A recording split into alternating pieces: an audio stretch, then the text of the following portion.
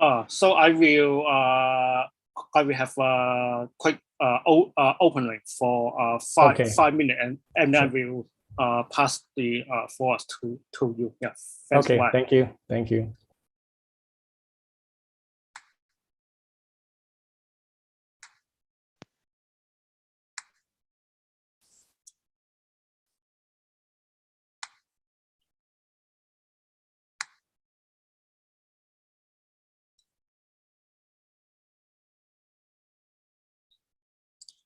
Okay, good morning. Welcome to PyCon Hong Kong 2021. So I am Sammy, the conference chair of PyCon this year. So we will have a 2-day conference in starting from today and tomorrow. And the theme of this year is data science upholds the world. So you can check out our schedule and also sponsor information from our website, PyCon.HK. And also you can post some sharing about the PyCon and Python as well to your social network with the hashtag PyCon HK and PyCon HK 2021. So this conference is organized by Hong Kong Python User Group, Open Source Hong Kong, and Hong Kong Creative Open Technology Association. Yes, also we are one of the official PyCon listed on PyCon.org. And also, I would like to share about the statistics of the past PyCon Hong Kong. Yes, in average for the in-person conference is about 200 participants. And during the pandemic, we moved to virtual conference. So so the number of participation is half of the average. And also you can find that in the in-person conference and also virtual conference is low difference for the number of sessions and speakers as well. So we have 1,000 followers on PyCon Hong Kong Facebook page, and 2,000 members on our Facebook group of Hong Kong Python User Group. And also we have more than 1,100 members on the Meetup group of Hong Kong Python User Group. And last year, some of our income is donated to Python Software Foundation. We donated that to $500 US in the name of PyCon Hong Kong to the PSF. So we will do it again this year. So some of our income in this conference is actually donated to PSF. So we also participate in PyCon APEC as a part of PyCon in the APEC region. So last year,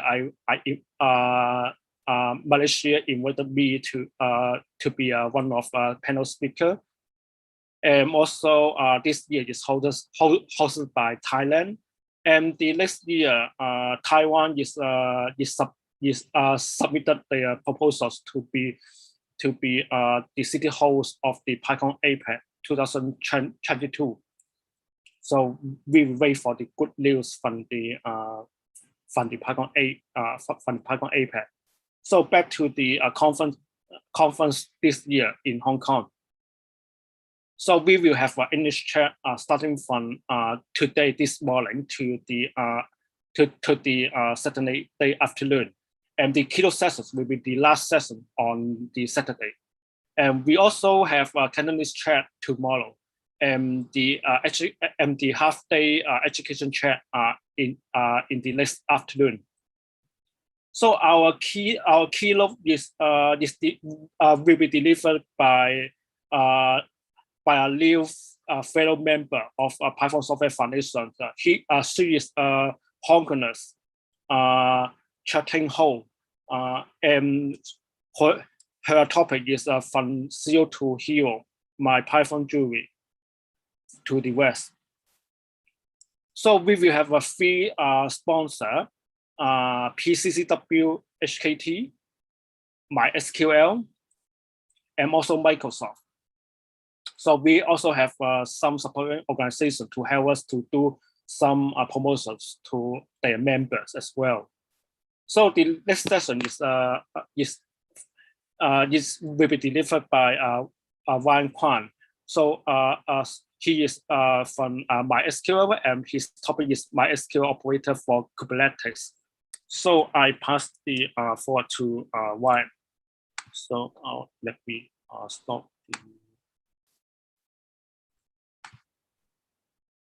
Okay.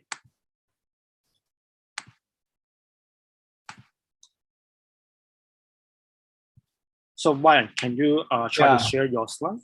All right. Thank you, Sammy. I can share my screen now. Okay, so good morning, everybody. My name is Ryan Kwan. I'm based out of Malaysia. So this is my second time presenting here. So thank you, Sammy, for giving us a chance to share our technology with the greater PyCon community. It's interesting that I only present in the Hong Kong conference, but not in Malaysia, my home country. Maybe I should get in touch with them. Okay, so the topic I want to share with you today is MySQL operator for Kubernetes. Why are we here is because this new MySQL operator for Kubernetes is written entirely in Python. And that's why we are very keen to share with you this very exciting technology coming up from our engineering team. Okay, next slide. Kubernetes, right, the hottest technology today. Everybody is, using, if not using, evaluating, going to deploy Kubernetes in the production. If you're not doing anything on Kubernetes, I think you should, because virtually, most of the user, our customers, actively deploying, testing, evaluating Kubernetes for prime time production workload. Right, so Kubernetes is similar to virtualized infrastructure, right, like VMware, KVMs or Zen, but except it's a lot more flexible. It's the VMs or the container that is used is a lot smaller than the VMs in terms of the size, and it's a lot easier for you to package application in a open format, a standardized format, such as Docker, in deploying application. So, of course, the Kubernetes platform cannot do all the infrastructure or the workload-related management stuff, and that's why there's this operator framework that people are using to create extension to Kubernetes to manage a specific workload or application they want on the Kubernetes platform, right? So, the objective or the goal of a Kubernetes operator is to help in deployment, right? Deploying application. For example, if you have a homegrown application that involve multiple components, you could create an operator, to manage that resources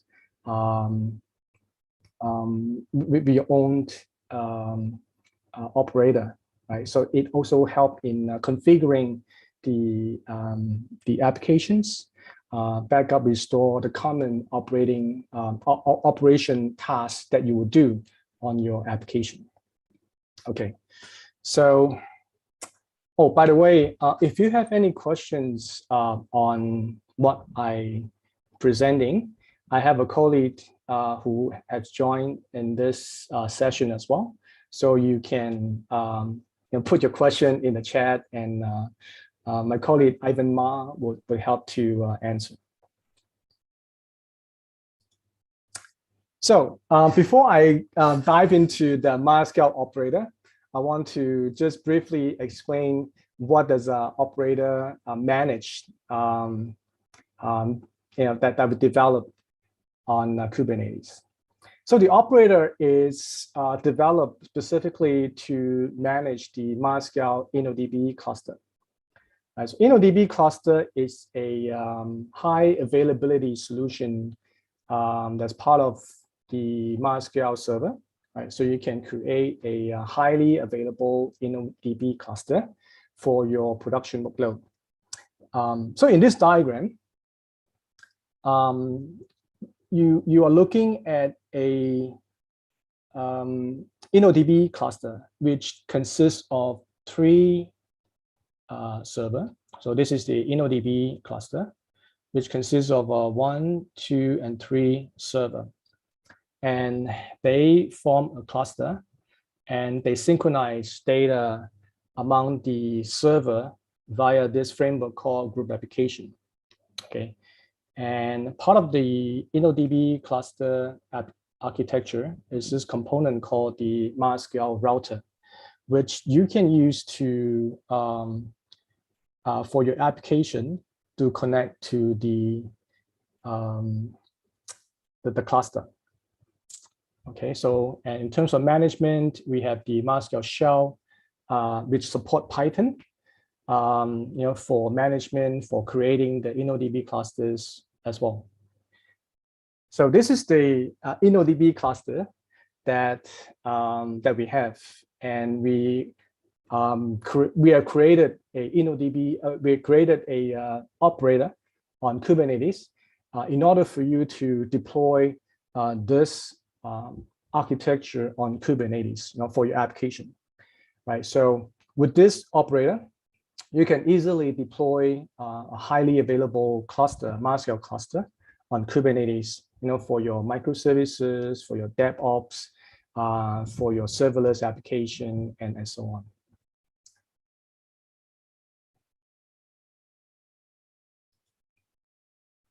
Okay, so just a little bit more detail of what is a Kubernetes operator. So it's a software extension, right, to Kubernetes to make use of custom resources. So in this case, we have a custom resource defined for InnoDB clusters. For example, in our architecture, we need a minimum of 3 MySQL servers to create a cluster. And that would need to be defined in the custom resources. And think of Kubernetes operator like a human operator. So if you deploy a MySQL cluster to your infrastructure, you have an operator to operate the InnoDB cluster, right? For example, monitoring the health, taking backups, upgrading it, adding hard disks, and so on. So the goal of our operator is to achieve that, right? So it's like taking a human operator, package it as a Kubernetes operator in infrastructure to manage the cluster. Okay, so again, like the operator is written entirely in Python. I think the reason for that is because I think in our engineering team, we do have a lot of developers that's very familiar with Pythons, and hence the decision that we made on developing this operator using Python. Okay, so the same InnoDB cluster. So if you deploy it on Kubernetes, it will be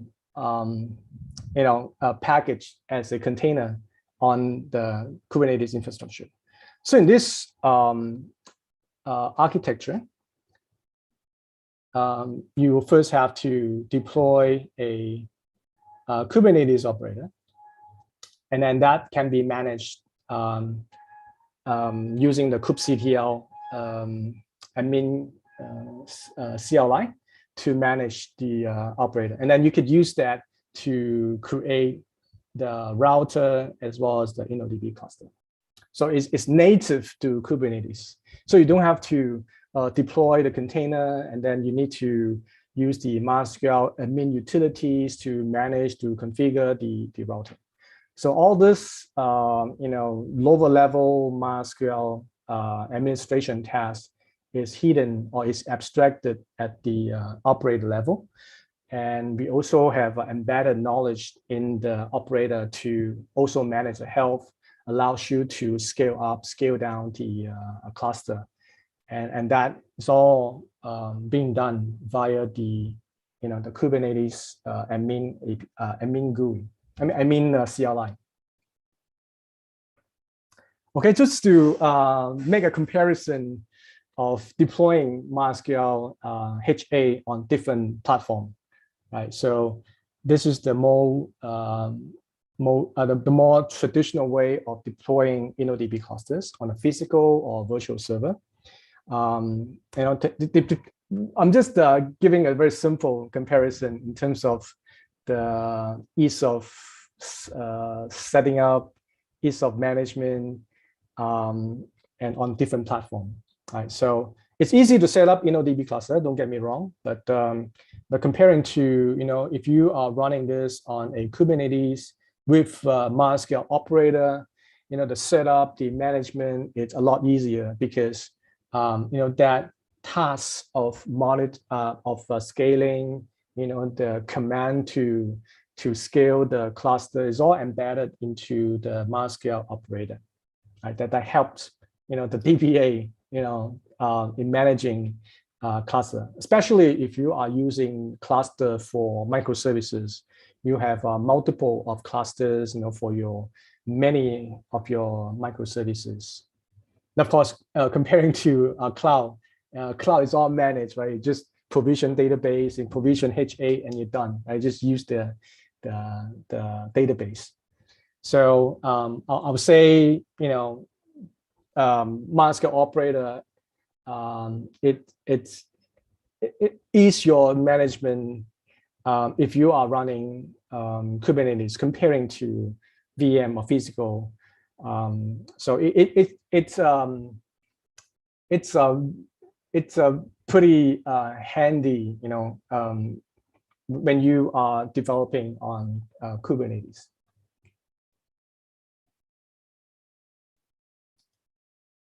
Okay, so let's talk more about what I'm supposed to share with you today, right? The MySQL operator for Kubernetes. Currently, this operator is in preview, right? So it's not ready for production yet. We do have a long-term goal of make it a lot more robust, a lot more functionality, a lot more a lot more operation tasks being embedded into the operator, right? So for the first beta, these are the functionality that you can expect from the operator, right? So it's the automated deployment of MySQL server as well as the MySQL router. It allows you to easily upgrade the clusters, manage the configuration, backup, and restore. Okay, let me stress again. You can test it, but I don't advise you to run it in your production because there's still a lot development going on. So I welcome your feedback if you are keen to test it. Let us know what functions, and if you encounter problem testing it, let us know. So these are the two servers that we support, right? The community, the free version, and also our commercial version with enterprise features. Right? So if you are using any one of this, they are supported with the current release of operator. And these are the Kubernetes platform that you can use for testing. And if you're using Kubernetes, I think these are you should be familiar with all this. This is very popular among the developers. For example, K3D, Minikube, and if you're on the cloud, well, for us, MySQL team, we use Oracle Cloud, and most of our testing is done on the container engine on Oracle Cloud. Okay. So in the cloud, but if you don't already sign up, we do offer trial account for you to try out Oracle Cloud, MySQL database service on the cloud. And part of the Oracle Cloud service is this container engine.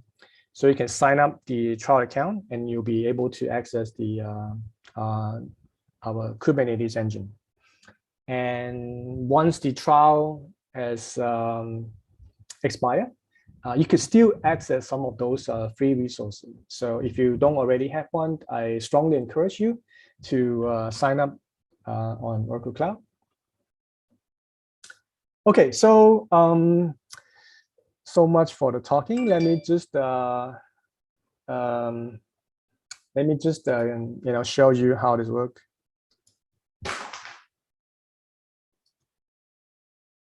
Okay, so here you're looking at a sorry, just get this out. You're looking at the Oracle Cloud.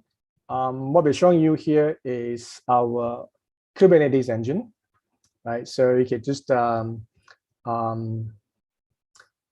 create a clusters, and there's a wizard for you to that guide you. Well, actually, you'll create a cluster for you without you specifying too many resources and too many tasks to do in order to create a Kubernetes cluster in Oracle Cloud. So essentially, it will create all the virtual network. It would also provision, I believe, 3 nodes, for you to run your pods and container.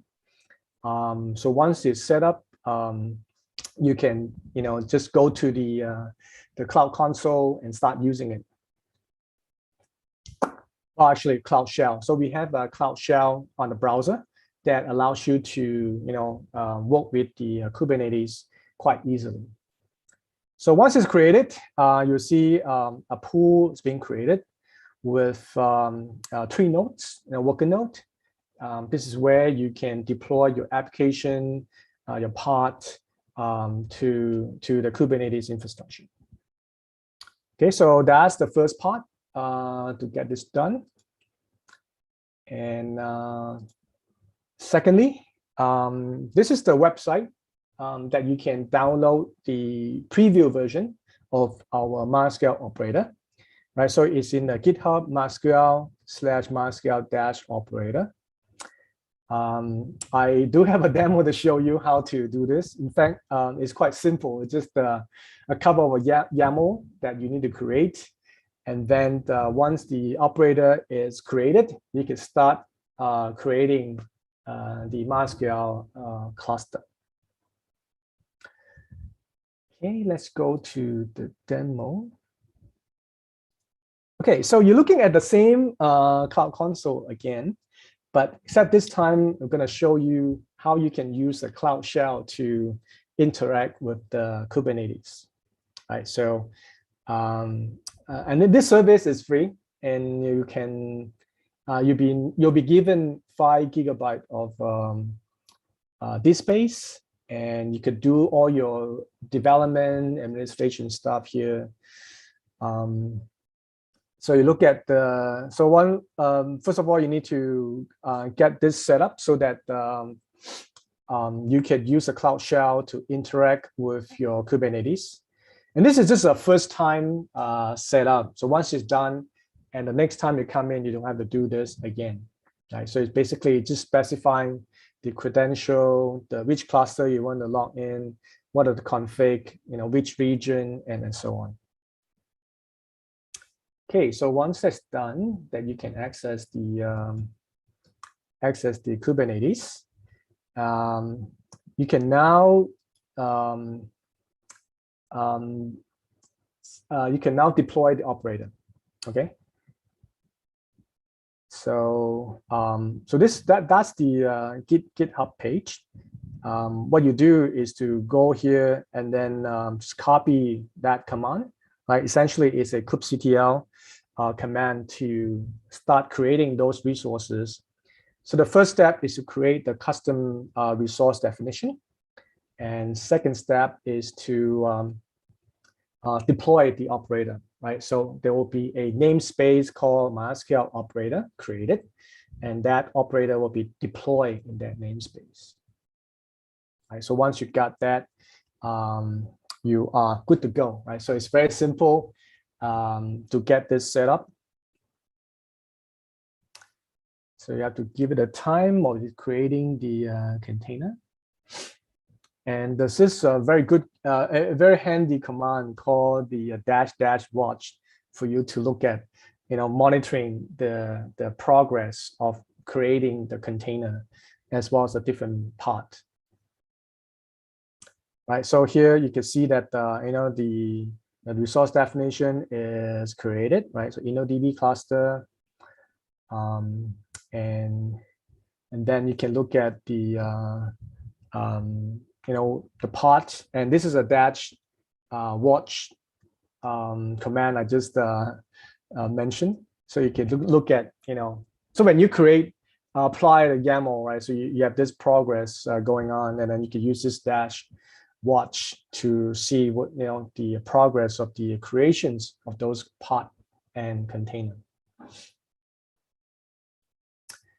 Okay, so once that's done, now here comes the meat, right? So you've got all the operators set up, and you're now ready to use the operator to do something for you. Okay, so the operator will do this few things.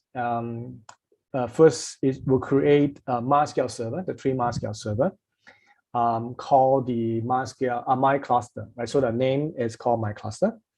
And there will be a MySQL router, which you will use, which your application will use to connect to the MySQL InnoDB cluster. And a service called InnoDB cluster will be created.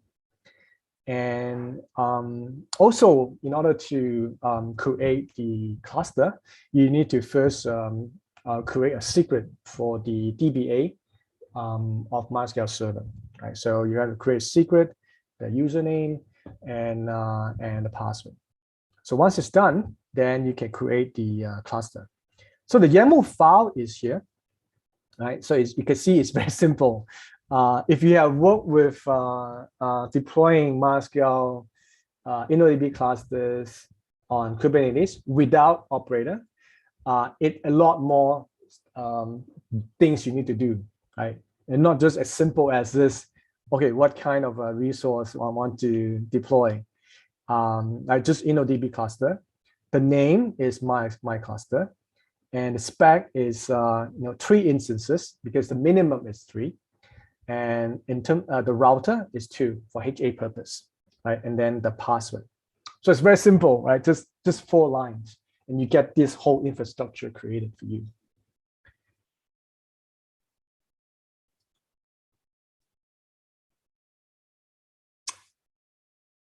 Okay, so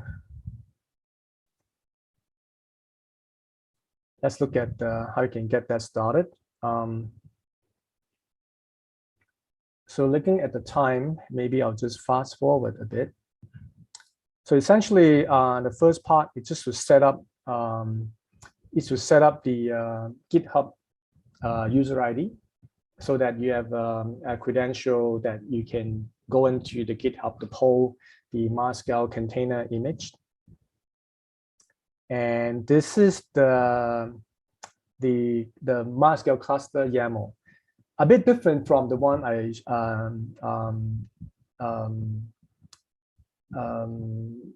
shared with you earlier, with a few parameters, but it's similar. Okay, so you can customize it, but the basic, it's just 4 lines, right? 3 instances, the password, the router instance, and so on. So once you have that, and then you can now get ready, right, to run the command to get operator to create the InnoDB cluster for you.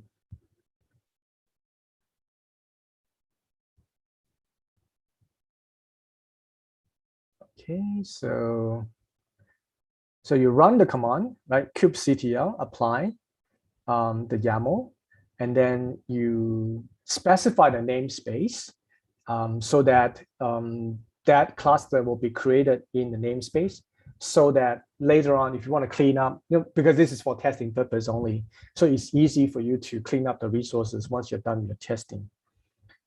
Okay, so you can see that there will be, so you will gradually create the tree server, right?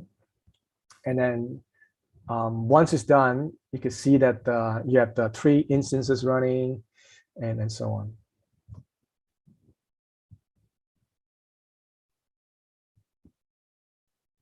Okay, replica set is the class. It's the router.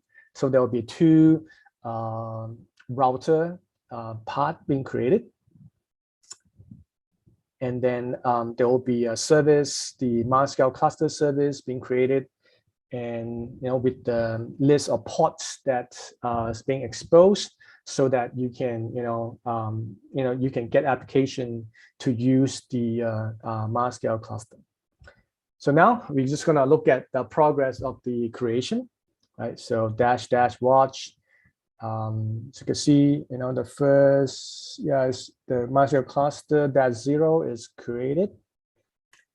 Let me just fast forward. Yeah, there will be my cluster -1 and 2, 0, 1, and 2. And yep. And once you have all that running, and the process is done, right? And the rest, it's just to validate whether the cluster is being created properly. Okay, so let me just move on to the next. Okay, so here are some of the, once you get the cluster running, you could use kubectl to work with the cluster, right? So for example, you can look at the servers, look at the storage PVC, and to expose certain port of the cluster. And in terms of scaling, I have a short demo to show you. Hopefully I get some time to show you. So you can do edit, InnoDB cluster, my cluster. This is the one that we created. And from 3 instances, if you want to scale it up to more, you can just change it to 5, and then the operator will then, instantiate the pod to 5 instances. So that's how easy it is for you to use the operator. Also, upgrades, without any downtime, it's just by changing the spec on the version that you want to upgrade to. Okay, so this is a long video. I'm not gonna show you all, but I want to show you how you can scale the number of a server, from 3 to 5, right? So you do edit on the cluster, and you have to look at the instance. Here you see the instances. I'll change it from 3 to 5 and save it. And then the operator will then, change it and upgrade it or scale it to 5 instances.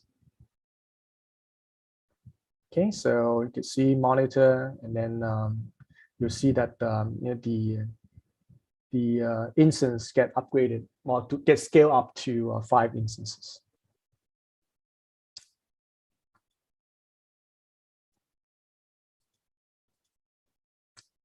So the value of MySQL operator, right, on the Kubernetes platform is that it gives you a database-aware operation support, right, for your application, right? So with MySQL operator, it monitor the instance, it monitor the clusters.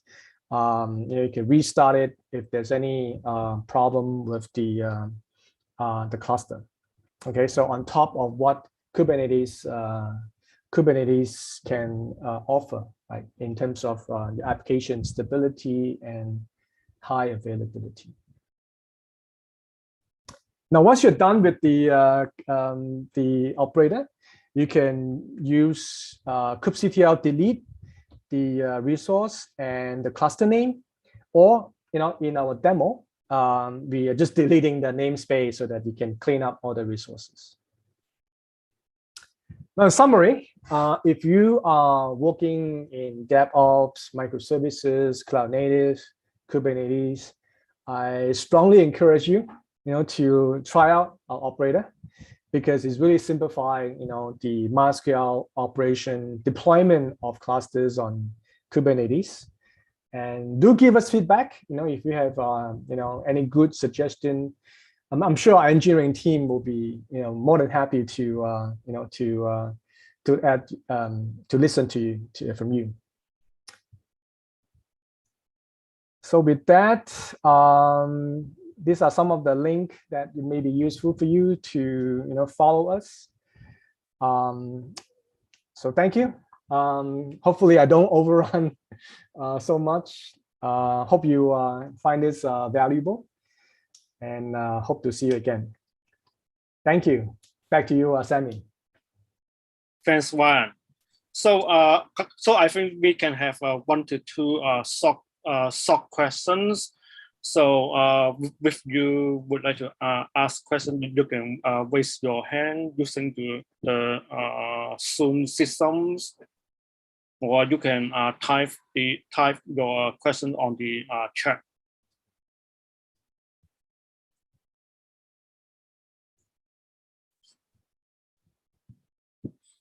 And if you ask questions, you will have an opportunity to win a prize. Yeah, we will select some winner from every day to get the prize from a sponsor.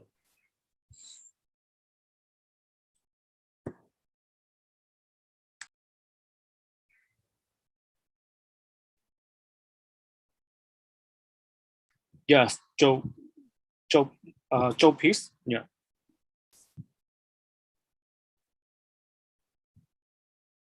Joe, yes.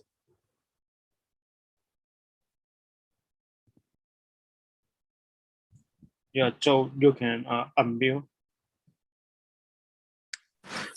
All right. Hello, Ryan and Ivan. Yeah. So actually, I've tried out the operators of other services like Postgres and Redis. So most of them would have a graphical user interface, which is embedded inside the operator service. So will it be in your plan to include GUI on this project? Good question. So the GUI is part of the Kubernetes dashboard, or is a part of the operator? Well, part of the operator.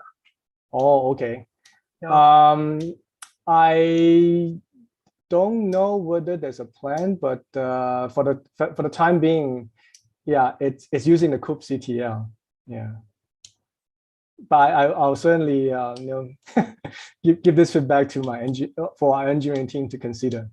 Yeah, I like the GUIs because actually the GUI doesn't do much, but it provides the essential information and actually generates the YAML templates that I really like to take a deep look on what I am really going to deploy into my cluster. So yeah, that would be helpful if the MySQL operator would provide this one too. Okay. I mean, we don't have it now, but I'll feed it back to our engineering team. Thanks for your feedback.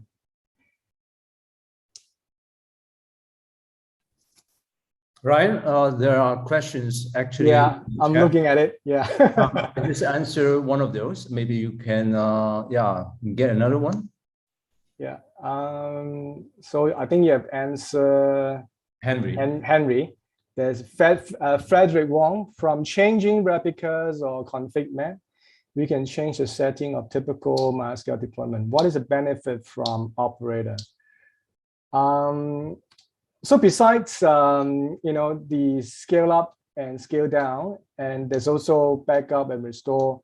And I think over time, the goal of the operator is to make your MySQL operation a lot more smoother, by having those automation and monitoring, the health check functionality embedded into the operator. So yeah, so those are the things that we are all waiting anxiously to see in the next release. But for now, yeah, it allows you to deploy easily. It allows you to scale up, backup, restore, and upgrades. Hope that answered the question. Anything to add, Ivan? Yeah, operators is giving us the handy way for like doing the container service. So so with all this like HA configuration, like what it is saying, replicas and config map. Okay, it is another different approach. So basically, operator from us, okay, we try to handle one of the deployment approach, which is what we call it InnoDB cluster. So there are many ways of doing HA configurations for MySQL. Replications, InnoDB cluster, or even some sort of storage level things. But what we do at this moment is more the #1 HA deployment approach, which out of the box MySQL is doing the InnoDB cluster. So you're referring some other so-called typical MySQL deployment, which was the old days configurations, but still workables today. So I hope that's actually operator is dealing with some more trendy way of HA deployment.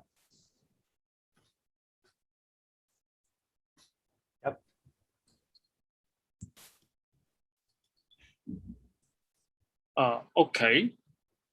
Yeah. Thanks, Wang Quan, and also Afama to support this sessions. So thanks. Okay. So and also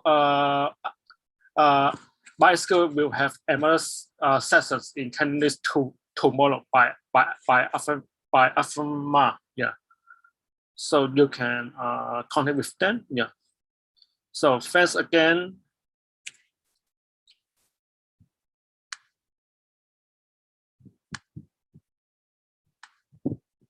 So next session will be shared by Alice Jen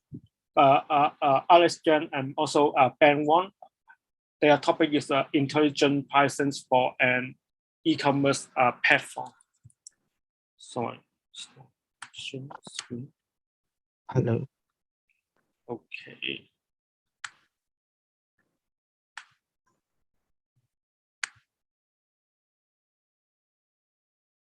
Okay, you can share your screen. Yeah.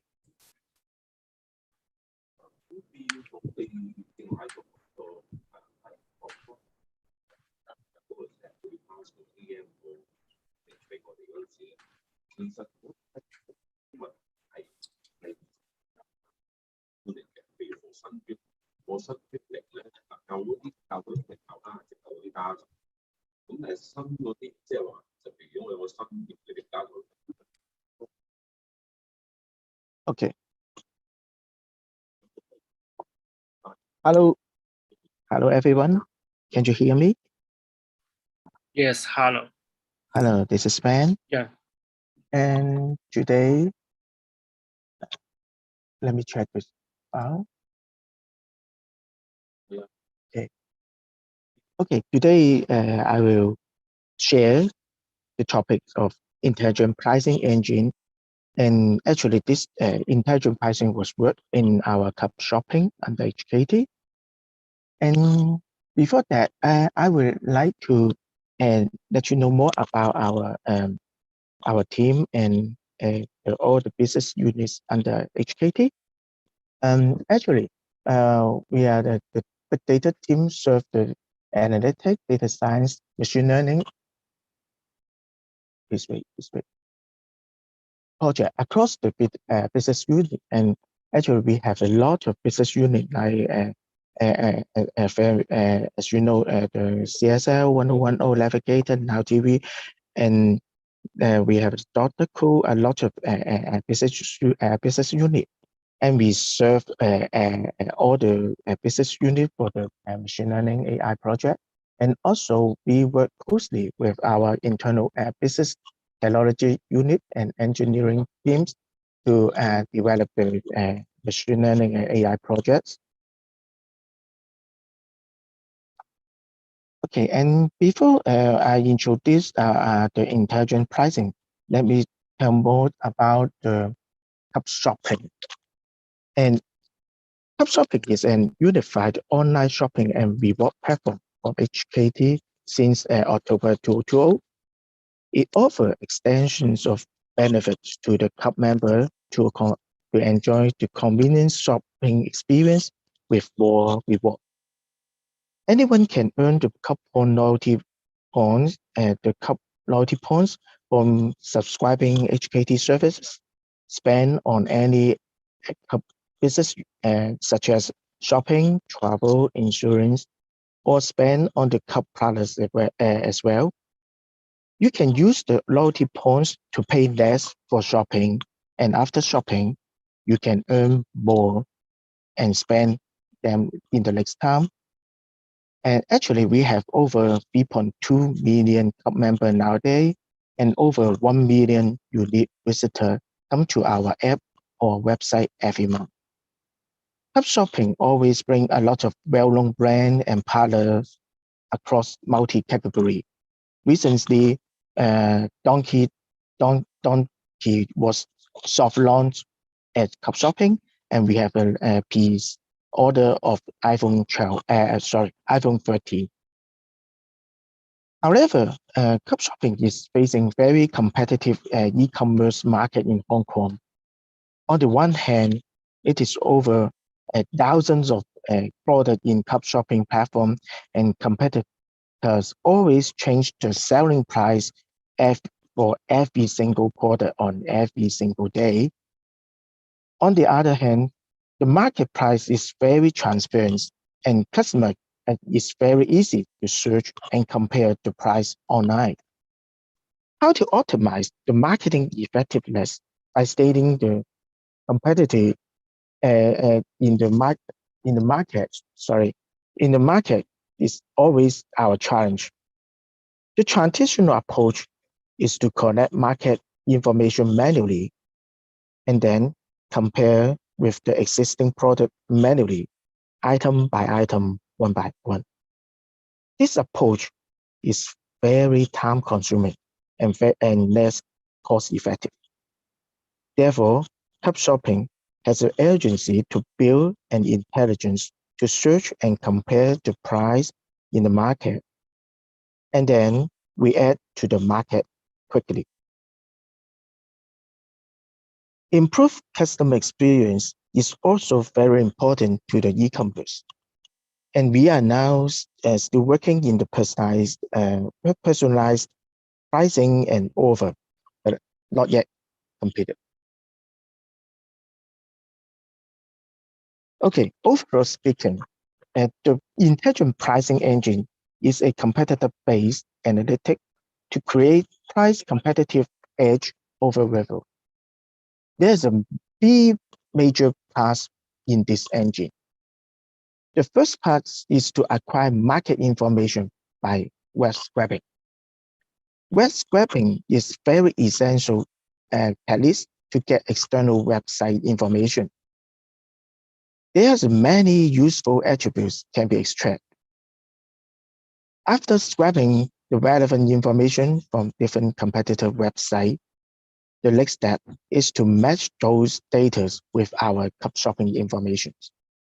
The data consolidation and integration are critical procedures, and I will show you more how it works in our cases. After putting the data together, we can build the price recommendations and provide personalized experience to the customer.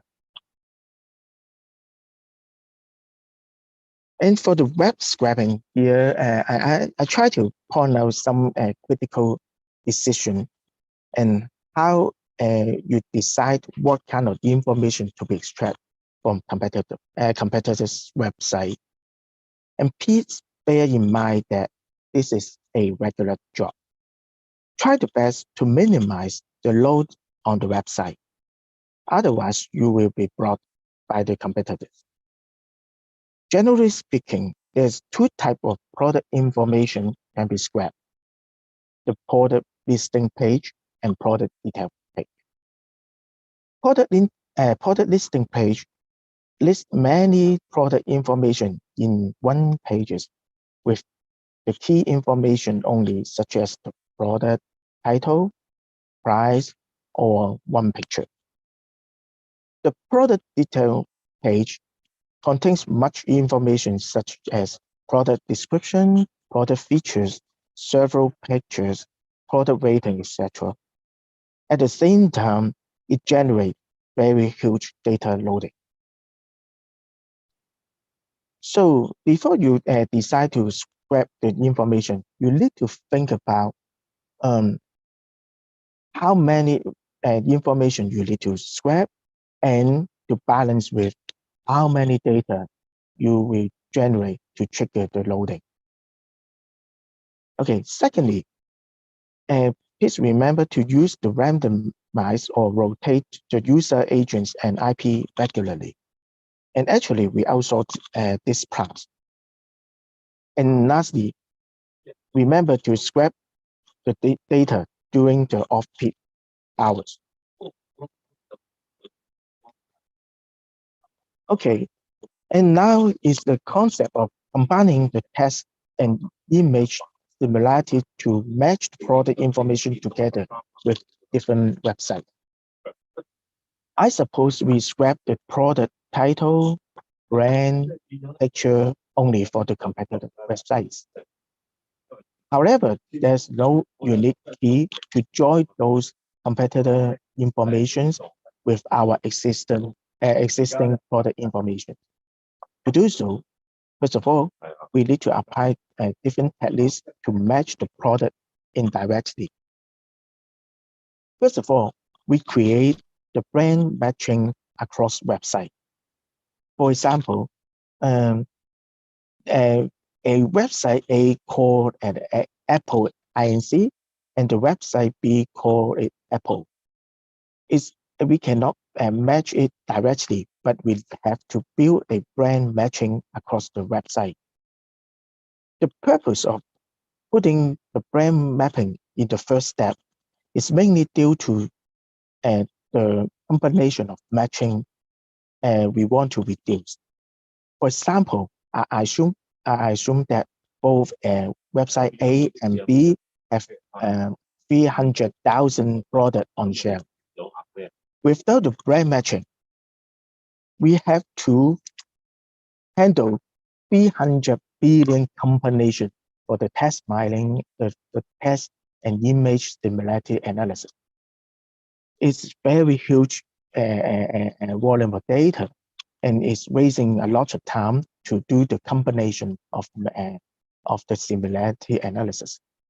But if we do the brand matching first, then we can associate the group, we can narrow down the matching combination significantly. And brand matching is also help us to improve the matching accuracy significantly. Then we use the regular expressions to identify the model number for the product title. And in real situation, not all products have the product number, but once it exists, it becomes an exact match with 100% accuracy. For those products without model number, we will use cosine similarity to break down the wording by letters for comparisons. Some test similarity score will then generate to quantify the similarity level of those words. Here is an example of Vision Kids instant camera in different websites. We can match the brand, but the model number is not available. Instant camera is the only words for this matching. And actually, this kind of matching may not have a very high accuracy. And then, of course, we are looking for further improvement of the accuracy.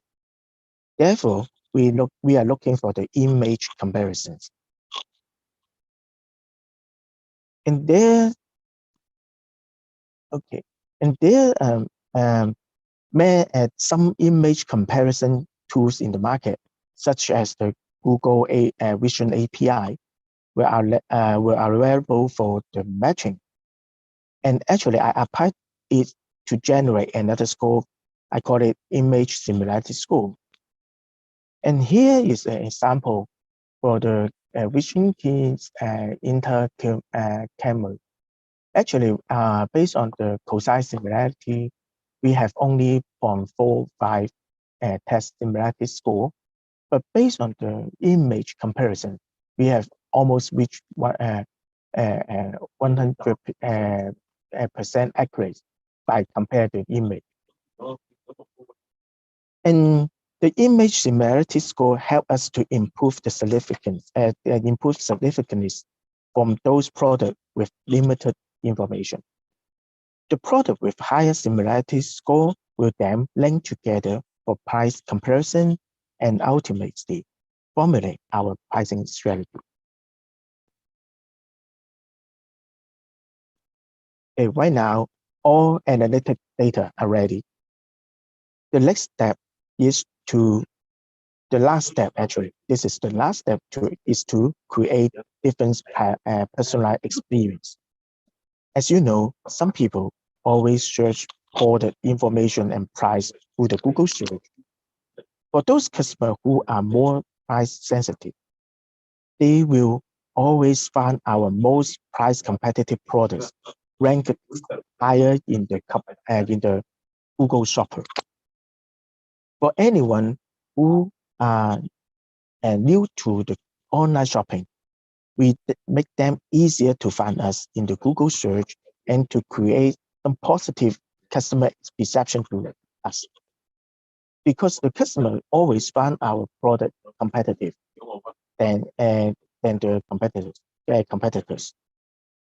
From the marketing team's point of view, the marketing is more easy to allocate the medium spend on those products, which is more competitive.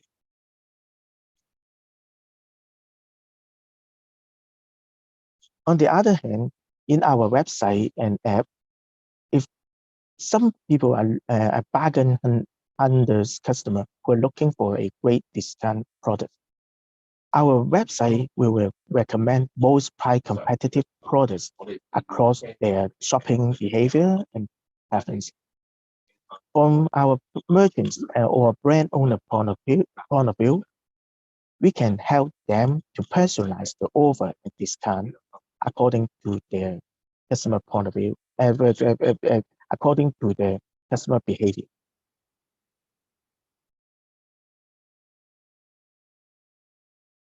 Yeah. Hello. Yes, and then we have a lot of hiring. Yeah. Thank you, Ben. I'll cover from here.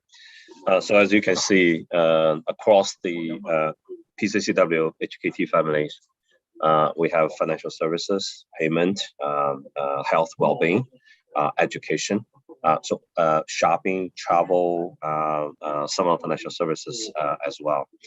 So we are looking for a lot of talents in the tech stack, MarTech, retail tech, MedTech, insure tech, in all those following areas. Very specifically,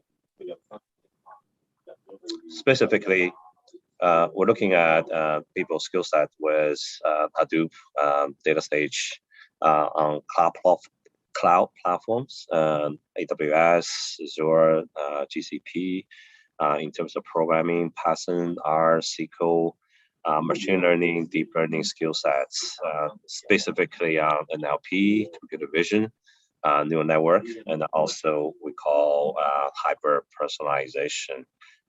The topic that Ben mentioned earlier, if you recall, we have the intelligent pricing model.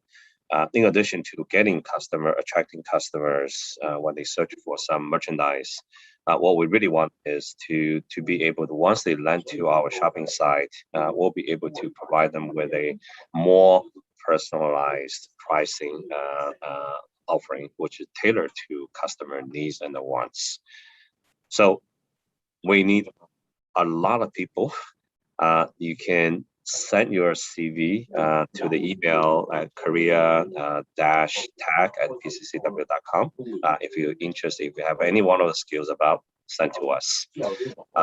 What I really also want to share with you, Ben, can you move to the next slide, is in addition to tech stack build, you can also come to our PCCW HKT career portal, where we have a list of jobs available. You can get more details. You can also apply online. You can look at the the QR code on the right corner of the screen, which will tell you which will take you immediately to the the job site that we have all the listed information. Okay, next one. So this is just some examples. In addition to our PCCW HKT companies, we also have a very nice startup ecosystem. We work with like companies like Assess Time, Sophie, fintech sector, to basically using a combination of API and also the data that we have to provide better services to our customers. So you joining HKT and PCCW, we're not a 40, 50-year-old company. We're actually as young as startups as well. All right, this concludes our presentation. Again, you can use the chat to ask us any questions. I think, as we said earlier, well, you have a chance to win some prize at the end of the day when you ask questions. So feel free.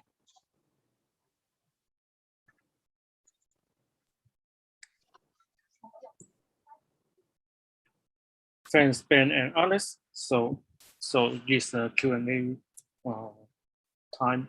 Yeah. So any questions to Alex and Ben? So you can raise your hand or put your questions on the chat.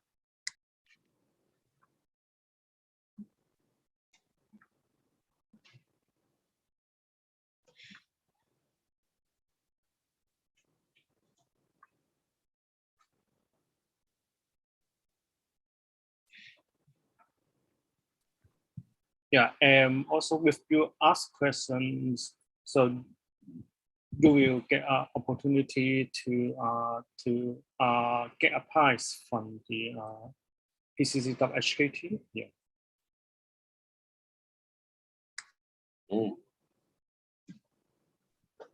So I saw questions coming from the chat.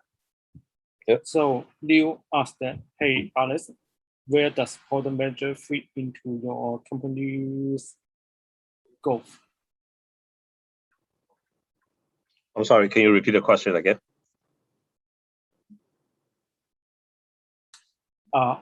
Where does product managers fit into your company's growth? Oh, product managers play a very important role in terms of our product development, specifically in the analytics product development area. We typically work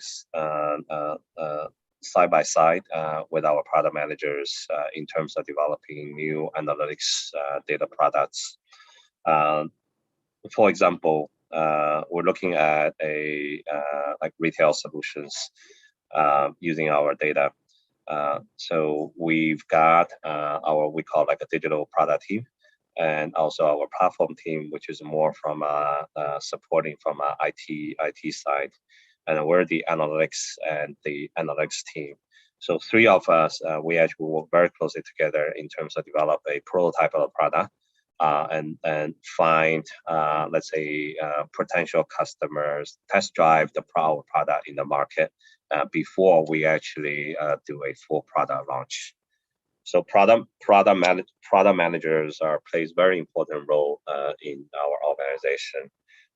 We have them in the some are sitting in the marketing area, some actually are sitting very close in the analytics team as well.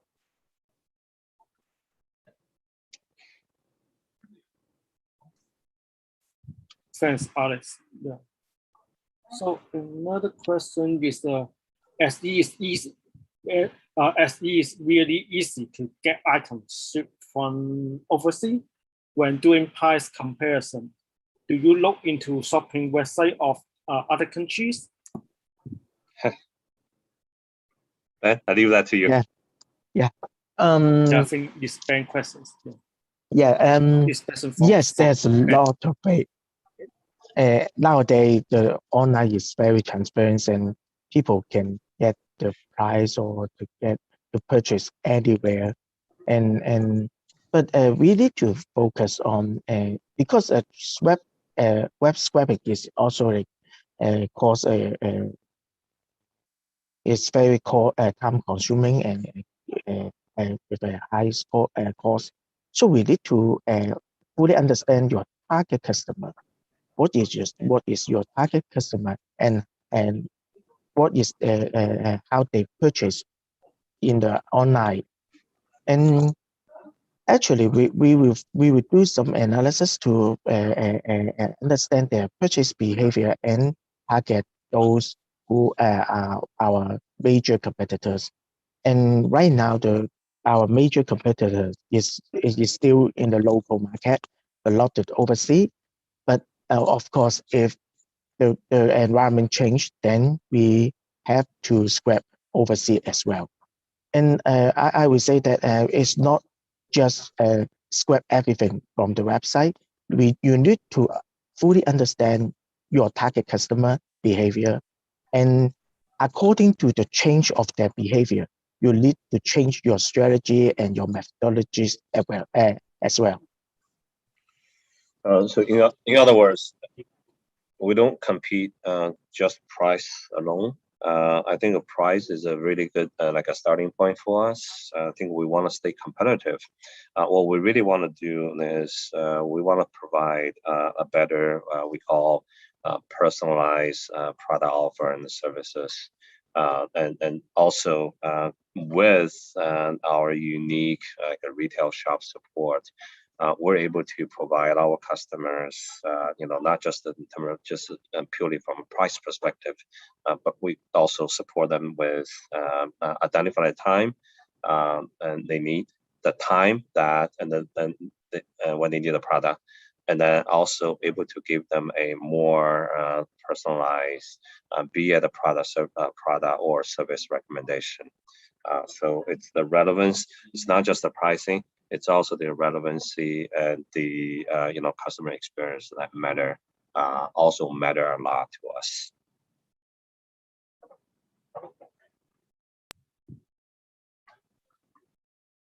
Yeah, thanks, Alex and Ben. And also another question is how are test and image similarity scores combined?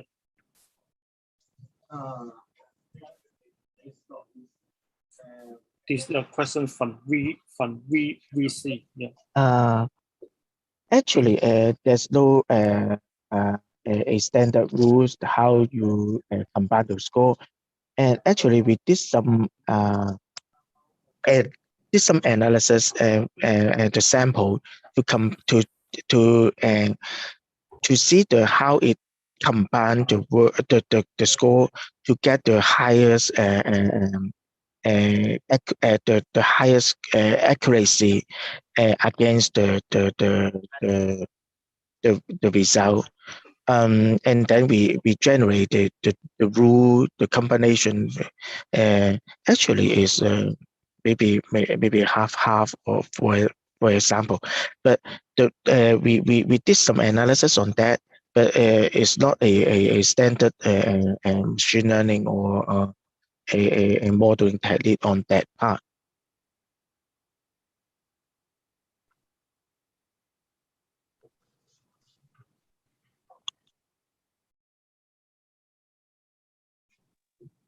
Yeah. Thanks. Yeah. So I'm checking other questions as well. Yeah.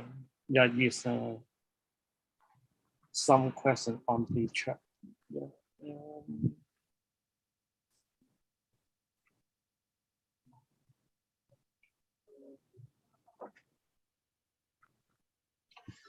Yeah, I noticed there's a question on if user clear their cookies without able to do personalization. One of the thing you're right, and then one thing that we actually encourage our members to log in. So once you log in, we actually will be able to identify you're the club member. You'll be able to get a better services, more personalized recommendation. So that's one area we try to improve upon. Encourage customers to log in, when they land to our site or register. Even registration is like a very simple 10-second process.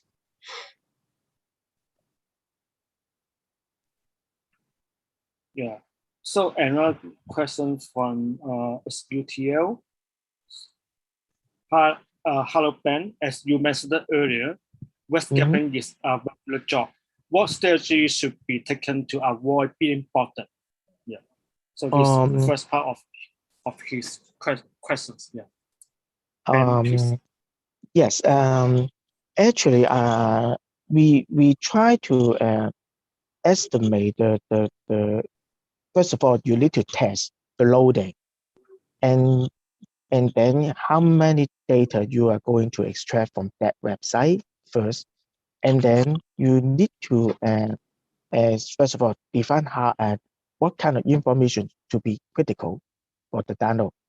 First of all, you need to define the information you are going to extract, and I assume that it's all come from the product listing page first, and then you need to calculate how many pages, how many data to be downloaded, and then you will split the extraction by different time slot in the off-peak hour to avoid being detected by the competitors. And actually, for up to now, we haven't been blocked by the competitor. But please don't tell anyone. Yeah, please don't tell anyone. Yeah, otherwise we will suffer. But and we are very we try to control our data expression. Yeah, and to avoid that. Yeah, I haven't got any strategy or to avoid that, because actually different websites have different behavior. You need to test for the small data first, and once it's okay, you try to increase it gradually until you can scrap all the information, and then you need to work out how to extract the data regularly. Please don't do it every day.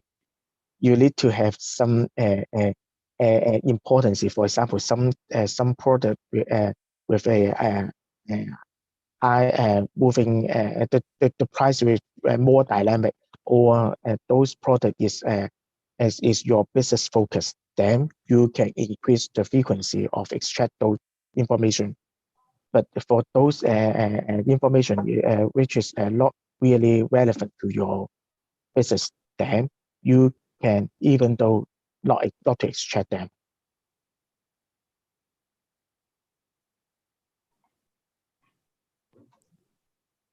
Thanks, Ben. So I think the last question is also from SUTL, and the second part of question is also some shopping site show both original and discounted price for a limited time, like Golden Week special offer. How is it being handled by your team? Actually, I won't handle it. As Alex said, we are not only just focused on the competitive price, but we still if the competitor have a very discount offer, I will not undercut to compete with them. So and we will just focus on those products we are focused on, and also we will focus on the product that the price is for the long term, but not for the once-off campaign and or event. This is our strategy. So I think we can have one more questions from Kelvin Lee. So he asked that do you only use Python to perform the web scraping? If so, which library package modules do you use to help you with the web scraping?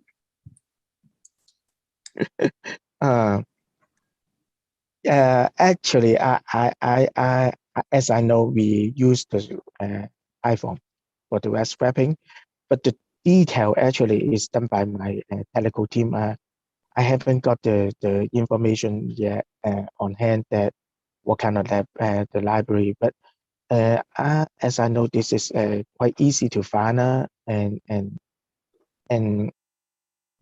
but the scraping, the content of the scraping is tailor-made by each different website.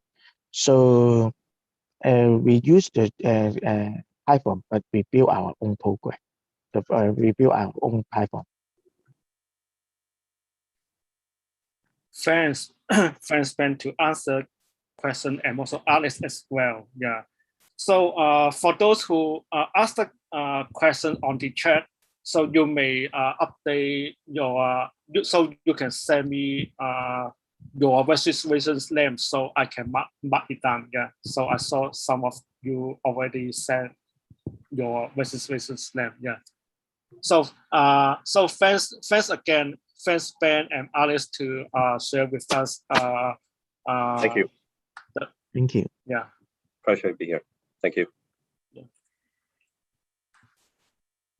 So we will have a lunch break from now, and we will have the another sessions starting from 2 p.m. Yeah. So the next session starting from 2 p.m. will be delivered by Barry Tam. The topic is applying ML modules to cooling load predictions for high-tech energy effective in the buildings case study. Yeah, so it's about the building service engineer. Yeah. So we will see you again at 2.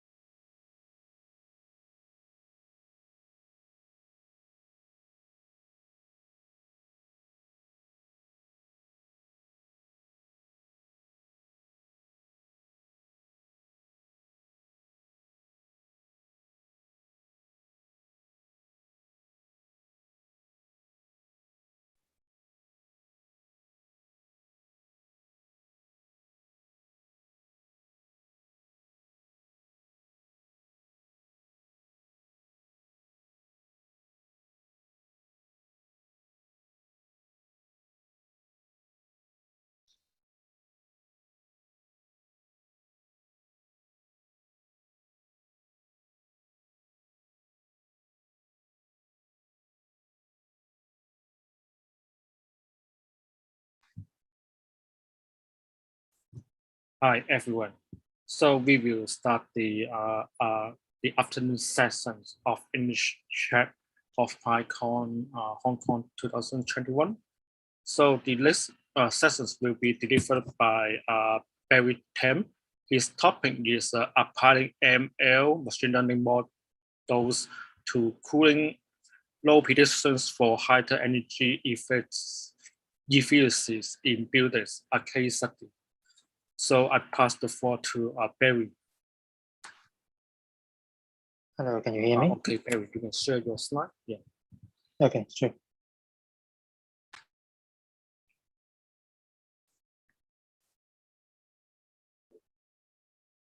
So can you see my screen? Yes.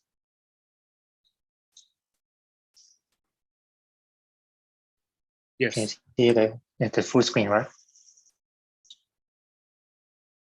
Yep.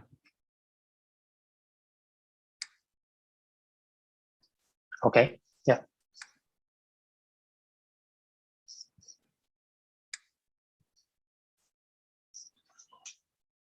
So if things all right, I can start now, right? Yes. Yeah, you can start now. Thanks. Okay, yeah. Thank you for inviting me to give a talk today. And on behalf of ETEL, I'm going to present you the topic of applying ML models to cooling load prediction for higher energy efficiency with a case study. So my name is Barry Tam, and I work as an R&D engineer at ETEL Building Services Engineering Limited. And I obtained the bachelor and MPhil degree in physics.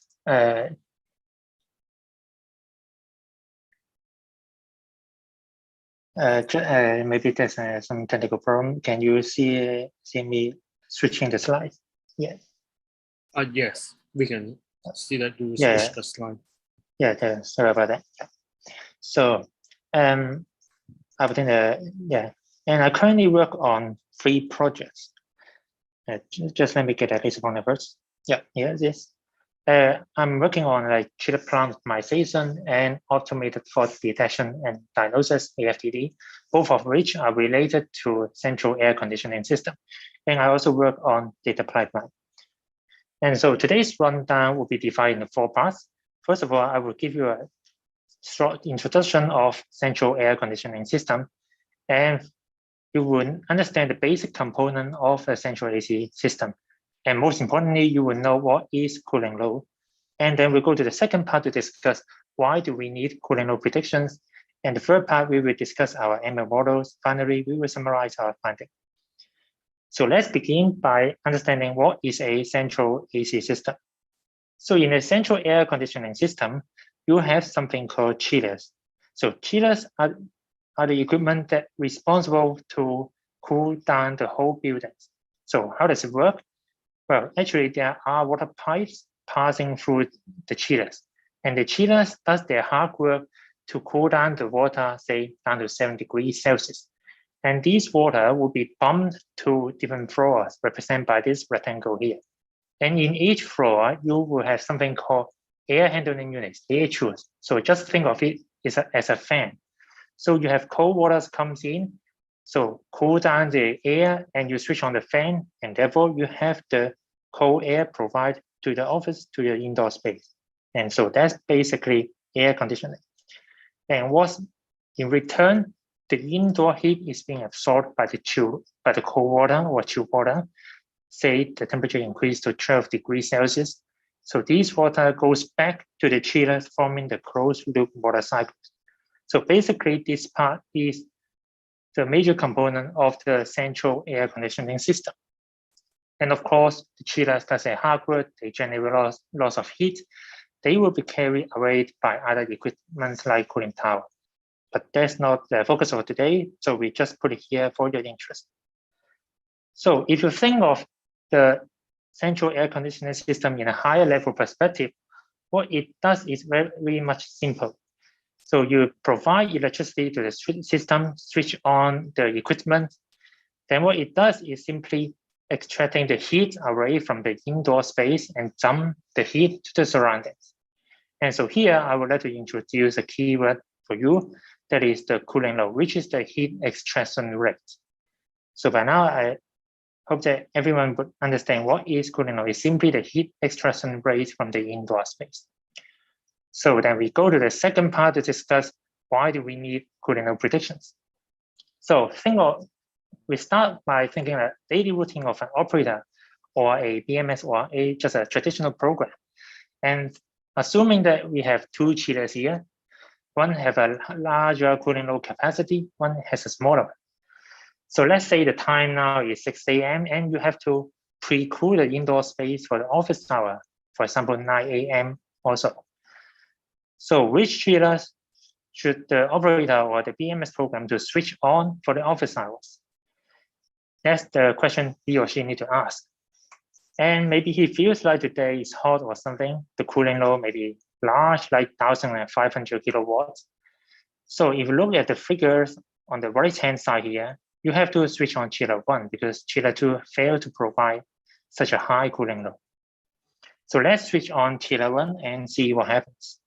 And the green lines are the actual cooling load being measured for the office hour is actually much lower than the operator expectation. So what's the consequence? Well, if we do some simple math here, let's say, assuming we have a chiller 1 operating at this cooling load, 1,200 kilowatts, then we obtain a rather naive model will obtain the 252 kilowatt power consumption for chiller. So, well, that's normal, right? So, but if we switch on chiller 2, what happens is that we actually obtain a much lower power consumption, just 184 kilowatts. So that means if you fail to predict the cooling load in certain accuracy, you switch on the wrong equipment, wrong chiller type, then you are generating the energy wasting control. And maybe some of you will complain, well, why do you assume this is a linear model? Well, this is just for illustrative purpose. In reality, we know that chiller power actually depends on other parameters here, like water temperature and flow rate and so on. So just for illustration purpose here, we demonstrate that the importance of cooling load predictions. So if we fail to predict cooling load accurately, we will switch on the incorrect chiller and generating and waste the energy. So if you still think it's a little bit complicated, let's do an analogy here. So let's assume cooling load is just a bunch of people here, and chiller is the vehicle type. So what is our task here is like predicting the number of people, and then we have to switch on or call a suitable type of vehicle to carry the people to certain destination. Let's say you predict that a bunch of people need to be carried to a certain destination. So what will you do?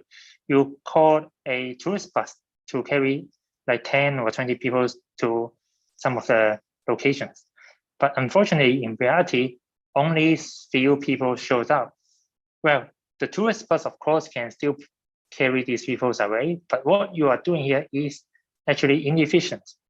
What you should do, maybe you just call a smaller taxi, or in our case, in the cooling load prediction, just switch on a smaller chiller type. So by now, I hope that everyone would understand the importance of cooling load predictions. And then we will go to our main topic to discuss our cooling load prediction model. So let's first define our problem here. Our problem is to predict cooling load, say 9 a.m. to 10 a.m. and predicting the early morning, say 6 a.m. or 7 a.m. And we actually build the cooling load prediction models for grade A office buildings in Hong Kong. So how do we build our models? Well, we actually use several Python tools, such as Pandas, Seaborn for data visualization. And of course, the most important one is the scikit-learn to actually build a model. So typically, how do we build a model? Basically, just these 4 guys here. We curate the data, we clean it, we do some feature engineering, and then we build a model. So this is just a typical flow. But what I would like to emphasize is that data cleansing in our case is a little bit special. Most of us will just remove the missing data. If you're familiar with Pandas, that's just calling a drop NA method. And also remove some outliers noise, perhaps applying a moving average. And we also need to filtering out some non-stationary time series, because some of the equipment would behave having a transient dynamics. So those data are not representative. So we have to remove them. And we also have to correct something called sensor bias, because building data are not so accurate. So if we do not neglect these kind of bias or errors, those errors will propagate in our computation and our models would not be correct. We had a chance to publish the paper to Energy and Building, applying Bayesian method to find out the sensor bias. So if you're interested, you can refer to this link here. So let's begin by model version 1. So in model version 1, we decision trees ensembling together, each make its own prediction, and then we aggregate them to generate a final random forest, a final outcome here. That is our cooling law. So the first model, we have several features input for our model. That is the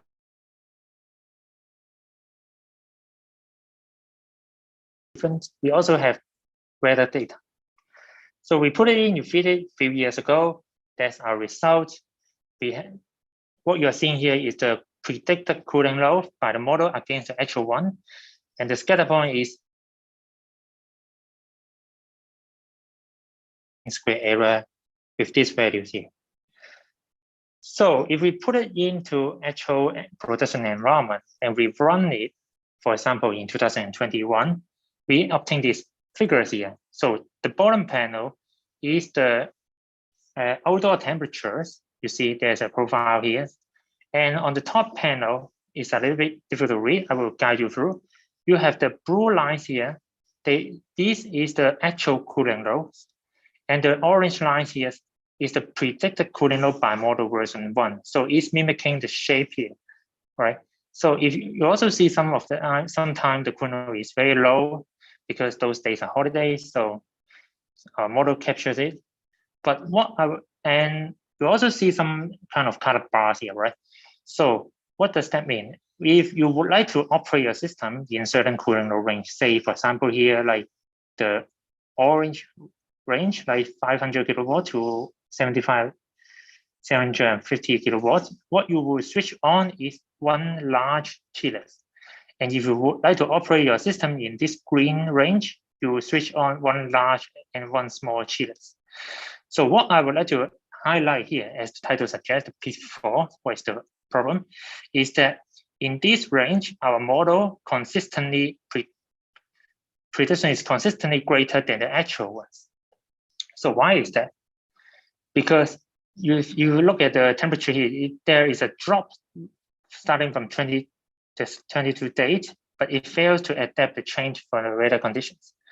So it's sort of like mimicking the last week cooling load profile. So we overestimate our cooling load, and that would be energy inefficient. So why is that? If you look at the feature importance of the model version 1 here, what you are seeing is that the greater the value, the percentage here, the more weight the model will put onto that features. So most of the time, the feature will learn whether Sunday or holiday. But the second greatest part is the cooling load profile. It's learning the historical cooling load profile. And the final one is the weather. So we suspect maybe our model is learning too much from the historical cooling load. So we have to revise our features for our model. So let's go to the model version 2 here. So we do not change our ML algorithm, same random forest, but we have to completely remove our cooling load profile because maybe we think it is learning too much from it. And I will guide you through the rest of the features here. So the first one is the Sunday or public holiday, which also present in the model version 1, but I would like to give you a concrete example why it is a good feature. So what you are looking here is the cooling load against the outdoor air temperature. And you already see it is separated into two groups, depending on whether it's Sunday or holiday or whether it is a normal working days. So for the normal working days here, the cooling load actually increases with the outdoor air temperature. So pretty obvious because the hotter the day, you need more cooling load to extract the heat from the office. So for the non-working day, the cooling load is low and it's not quite depends on temperature. So from these figures alone, you already see these guys here is a good feature. And just a remark, so how do we know whether the certain day is Hong Kong holiday or not? We actually adopt a Python package called recommended. So if we focus more on the working day cooling load profile here, you actually see quite a lot of vertical strips here. Even at a fixed temperatures, outdoor temperatures, the cooling load varies a lot, right? For example, like 1,000 to 1,400 kilovolts. So the question remains is, what are the features contributing to such variations? So how do we do it? We actually fit these figures here using something called isotonic regressions, minus it by the actual cooling load, we obtain the residual. And residual is something that is not explained by the temperature. And we have to find out what other features contribute to such the residuals. And just a little bit details of what is isotonic regression is also provided by scikit-learn. You can through it if you are interested. So the next slide here, we are showing the cooling load residual against the month here. What you are seeing is that this is a box plot here, in case you are not familiar with it. Box plot is visualizing the percentile of the data. So what I would like to draw your attention is the Q2, the median, the 50th percentile. What you can see that even though after we deduct the temperature contributions to the cooling load, we still see some modulations for different months. So this, from the data alone, we think that it maybe is a good feature for our model. And then we go to other part, that is the cooling load against the day of week. What we also see the median is also different for different weekday. For example, Monday has a larger median and Saturday has a lowest median. And finally, we also find something interesting here is that if this is a working day and it is after holiday, the cooling load is just slightly bit greater than the normal working days. So why is that? We provide an interpretation here. So in a holiday, you have cooling load, but it's very small from the previous slides you already know. But you still have some heat absorption from the surroundings, like the sun, the other external factors, external environments. So you obtain an inequality here. Your heat absorption is greater than the cooling load. So your office temperature would rise. And therefore, you require more cooling load after the holidays. So we think that this is also a good kind of good feature, although the median difference is not quite large. So we put all these things in, the temperature and the days related features to our random forest and train it. So we apply the train test split from the scikit-learn to split our training set and test set with 30% test set. Then we train our model with something called hyperparameter search. You see here, we instantiate our random forest regressor and we put it in a grid search series, which is to perform some hyperparameter search. And then we also adopt the K-fold, which is used to split the training set and cross-validation set for training our model. And then we apply the dot fit to actually fit our random forest model. So we fit it, and that's the result here.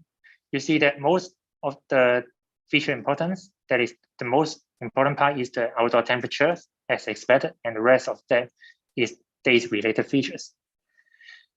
So let's compare the model version 2 with model version 1. What you are looking at is, again, the predicted cooling load against the actual one. The points also scatter around y equals x. But what I would like to draw your attention is the root mean square error here.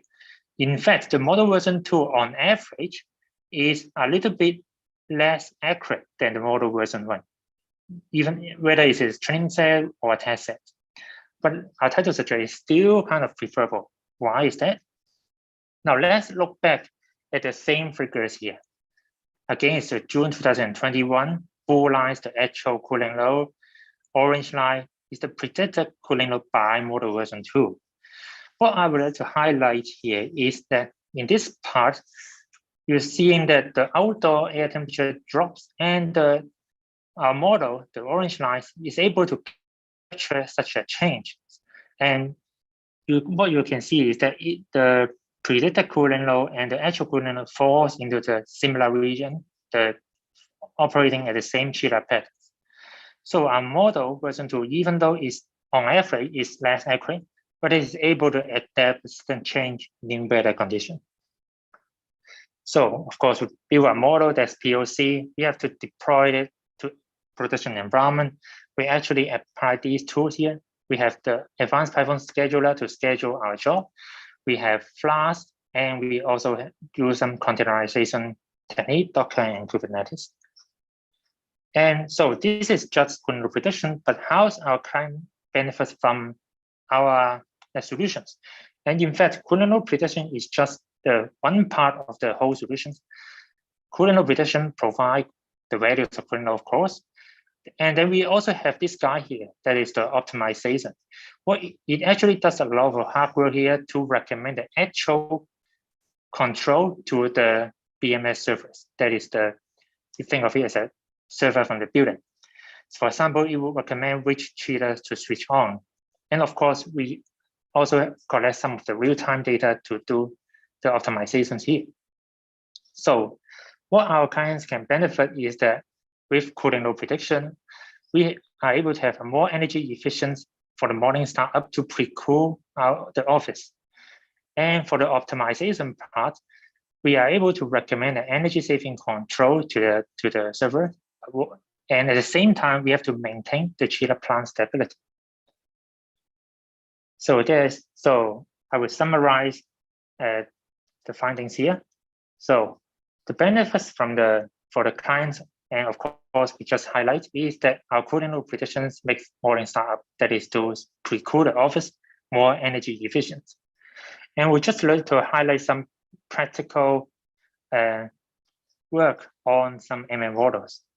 So in fact, both accuracy and robustness are critical in commercial solution. You see model version 1 is accurate in model version 2 on average, but it fails to adapt a change in the weather conditions. So both accuracy and robustness are important. And second is about something called feature engineering. And feature availability is very important because you do a POC, you find the feature is good, but in production environment, those features might not available. So your model may not be able to put it into production. So we'd like to highlight these key points here. So when building a model, think about the production environment, whether those features inputs are available. And finally, we'd like to address the point about data cleansing. And because data are not so accurate in BMS or IoT data, especially sensor bias, we have something called sensor bias. So more on data cleansing is more important to just simply dig down to some of the advanced ML models. So basically, this is the talk for today. If you have any question, I will be very welcome to answer.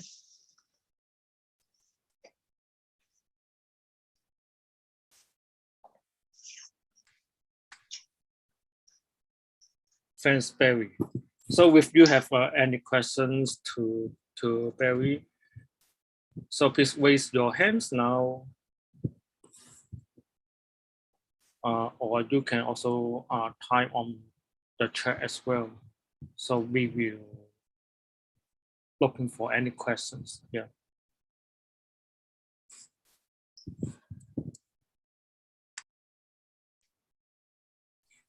Okay, as I found one question on chat from Zhong. So do you control the chillers for data center or telecom exchange? By control, I think we are actually kind of like recommending the controls to the BMS, I mean to the client, so that they would know which chiller to switch on or switch off. And we actually have some sites, most of which are commercial buildings. Also, some of them are data centers.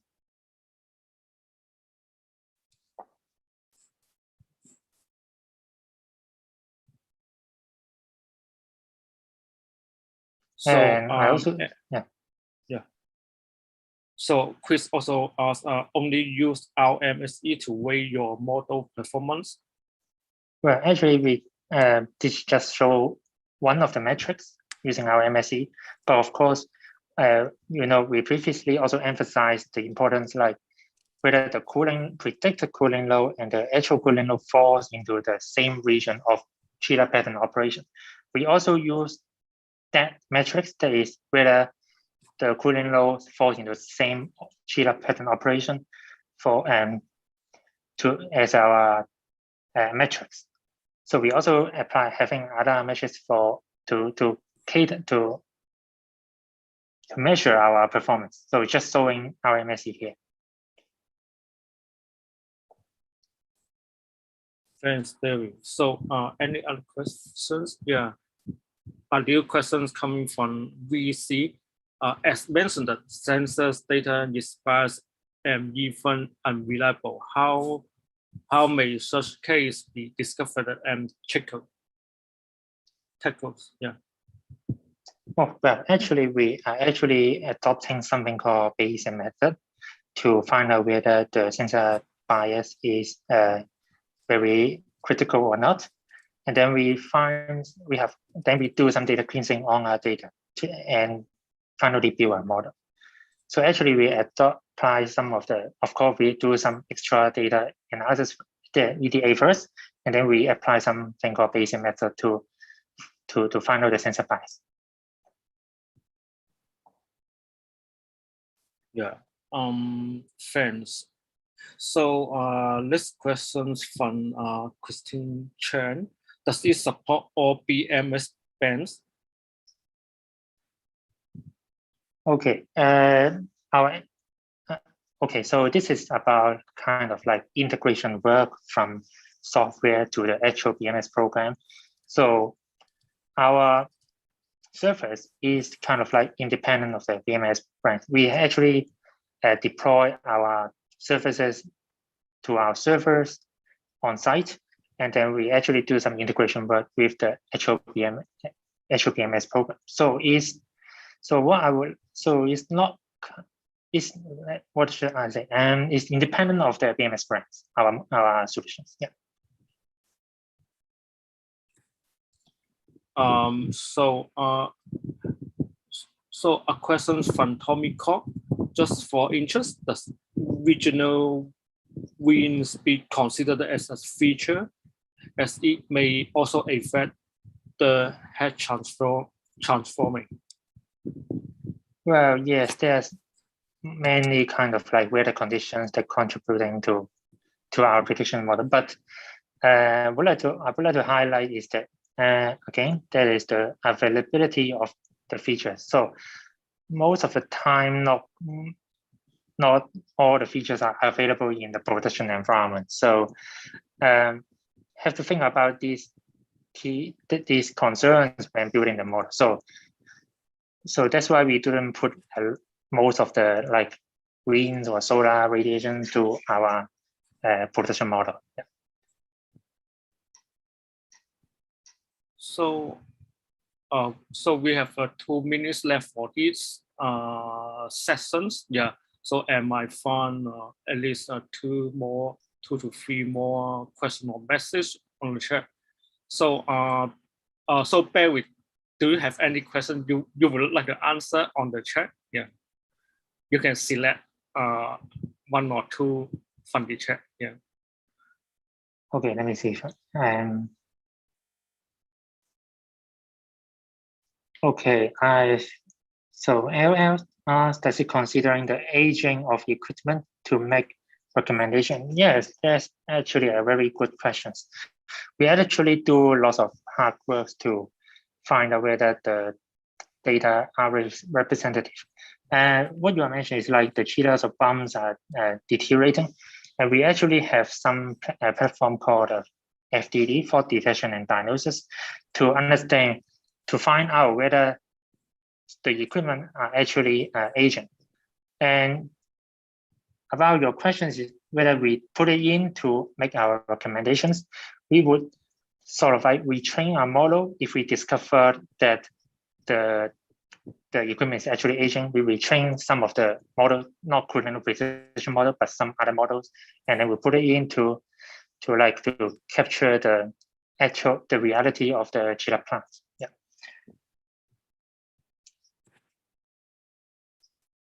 Okay. Yeah. So thanks. Yeah. So yeah. do you have any? Yeah. So do you have any follow-ups on the message on the chat? Yeah. Yes, Chris mentioned that why Model 2 is better than, even if the RMC is higher than model version 1. If you remember that, so model version 1 uses a features called historical Kubernetes profile, which of course is mimicking the same, let's say the last week Kubernetes profile. Of course, when the next week, if everything's all right, so the prediction will be very good. But when the weather changes, let's say from 30 degrees Celsius to, let's say, down to 25 degrees Celsius, then the model fails to predict that special event on that date, and it is sort of like commercially not quite acceptable. So RMC is just, I would like to demonstrate that this is just as most of us would use these metrics to define whether a model is good or not, but in production environment or in commercial solutions, this is not the only criteria.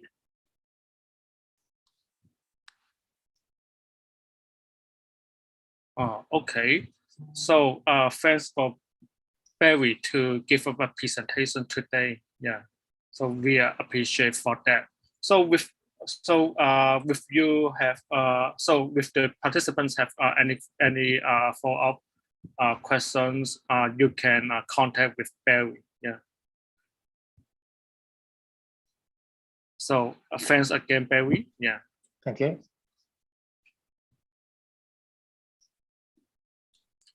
So for the participants who asked a question, so maybe some of you doesn't use the registrations name, just like Chris, LL.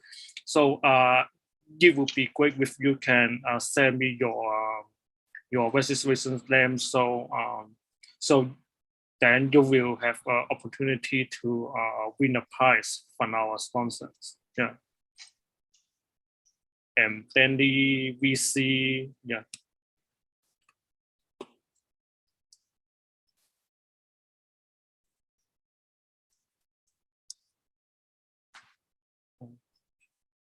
Okay, so screen sharing, and okay. So the next session will be start from 2:45 by Kim Philo.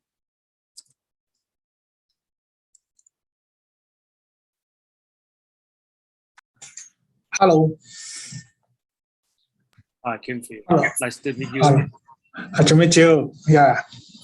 Yeah, it's great that you share with us again. Yeah.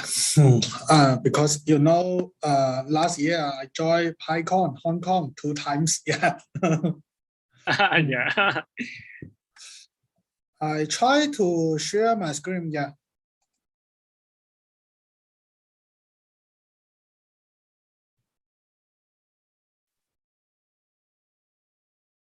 Okay.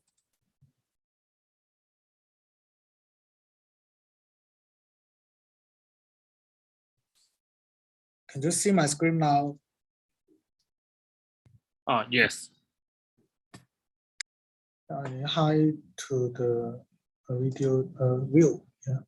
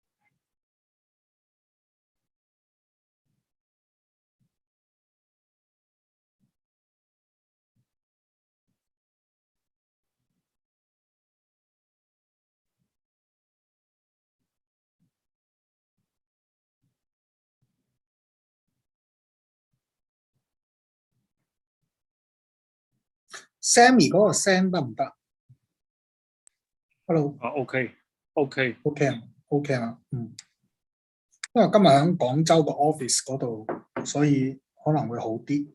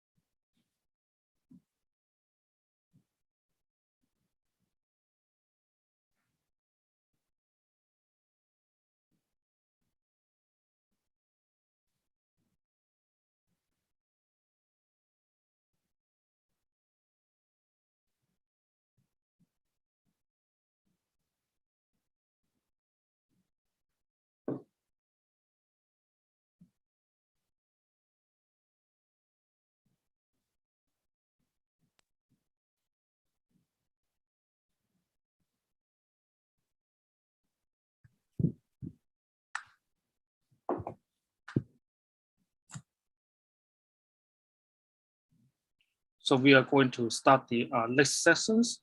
The next sessions will be delivered by Kim Phil Low. He will share about how Azure machine learning and cognitive service can make your life easier. So I pass the floor to Kim Phil. Okay. Hello, everyone. Hello, organized.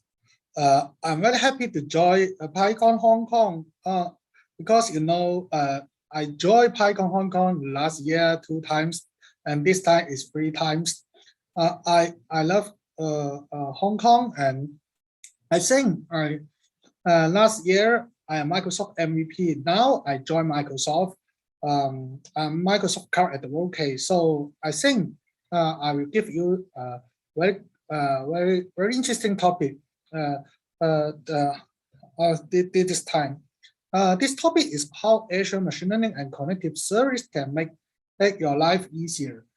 The first thing is, if you want to download today's event resource, you can scan this QR code, and use browser to access this link. Yes, of course you can follow our YouTube and Facebook and LinkedIn. My name is Kim Phil. Microsoft Cloud at the OK. Former Microsoft MVP and Xamarin MVP and Microsoft RD.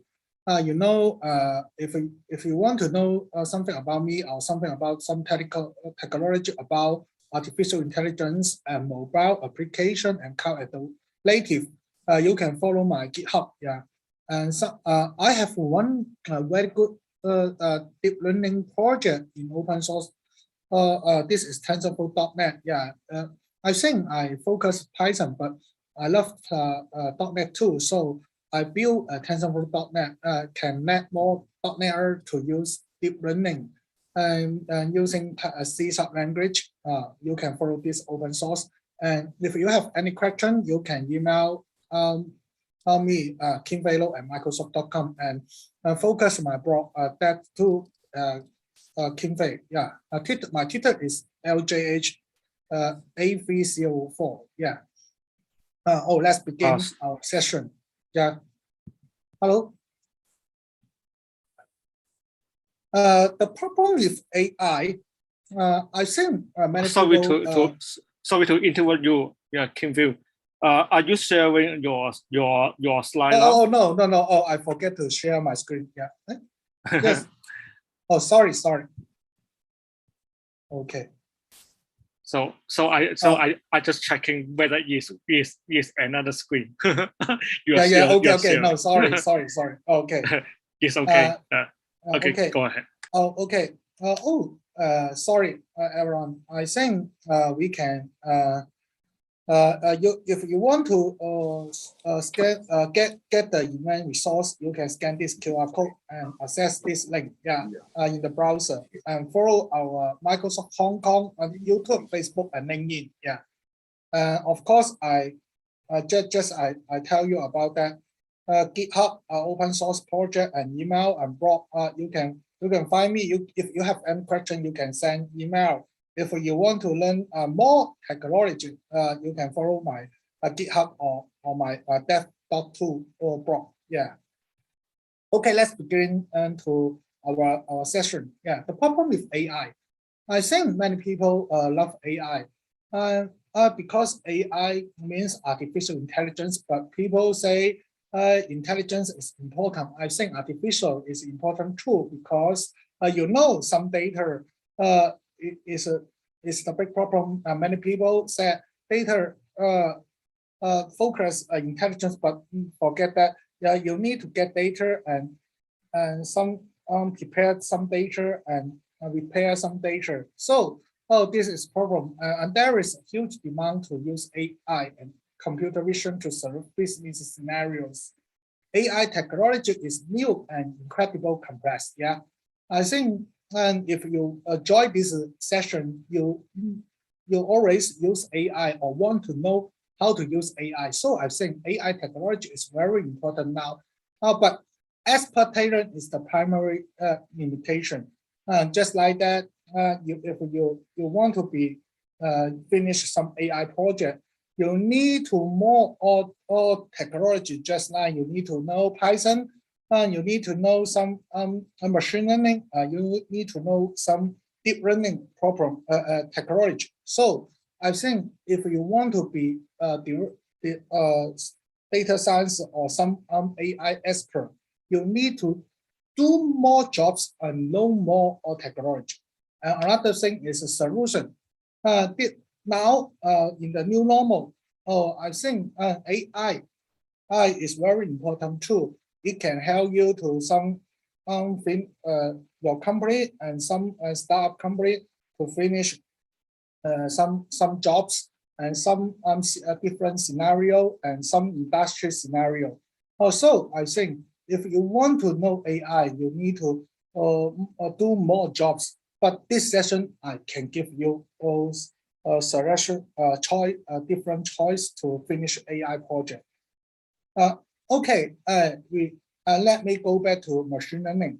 Machine learning, and this is all pipeline about machine learning. Just like you need to prepare data, build model, and train model. Of course, after that, you need to manage your model and build image to save model and deploy to the public cloud. Oh yeah, as service. So I think each step is very important. Just like that, the first step is prepare data.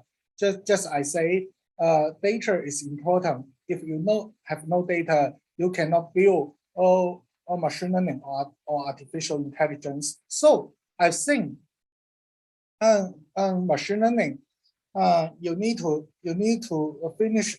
You need to have a big data about that. And another thing is train. Different train method. You can use deep learning framework. You can use machine learning framework to finish that. But training is a consumer all your times, because you need to weigh the result.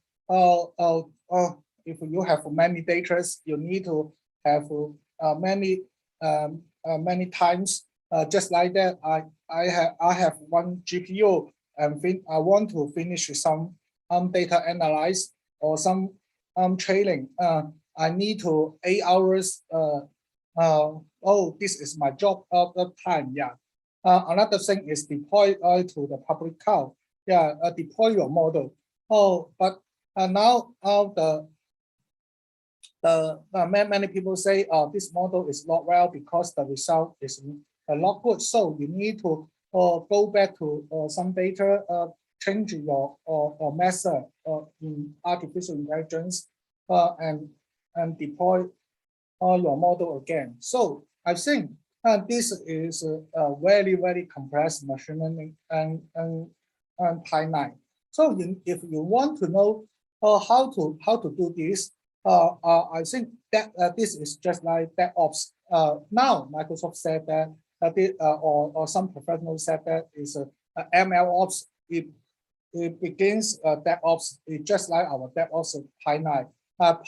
Because prepare data and build model and train model and reduce model, build image, deploy service. This is a circle of pipeline. Yeah. So the first thing is my machine learning on Azure. Everyone know Azure is my Microsoft public cloud, but Azure give you all scenario in machine learning, just like that.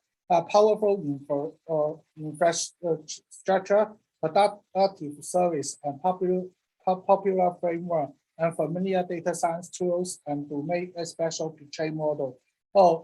If you are professional, you can use some infrastructure and productive service, just like Azure Machine Learning, and just like you can choose a CPU, GPU, and FPGA to training. Of course, now Microsoft love open source now, so many deep learning and framework support in Azure, just like PyTorch, TensorFlow, scikit-learn, and ONNX is very popular framework. So you can use this framework, many open source frameworks in Azure.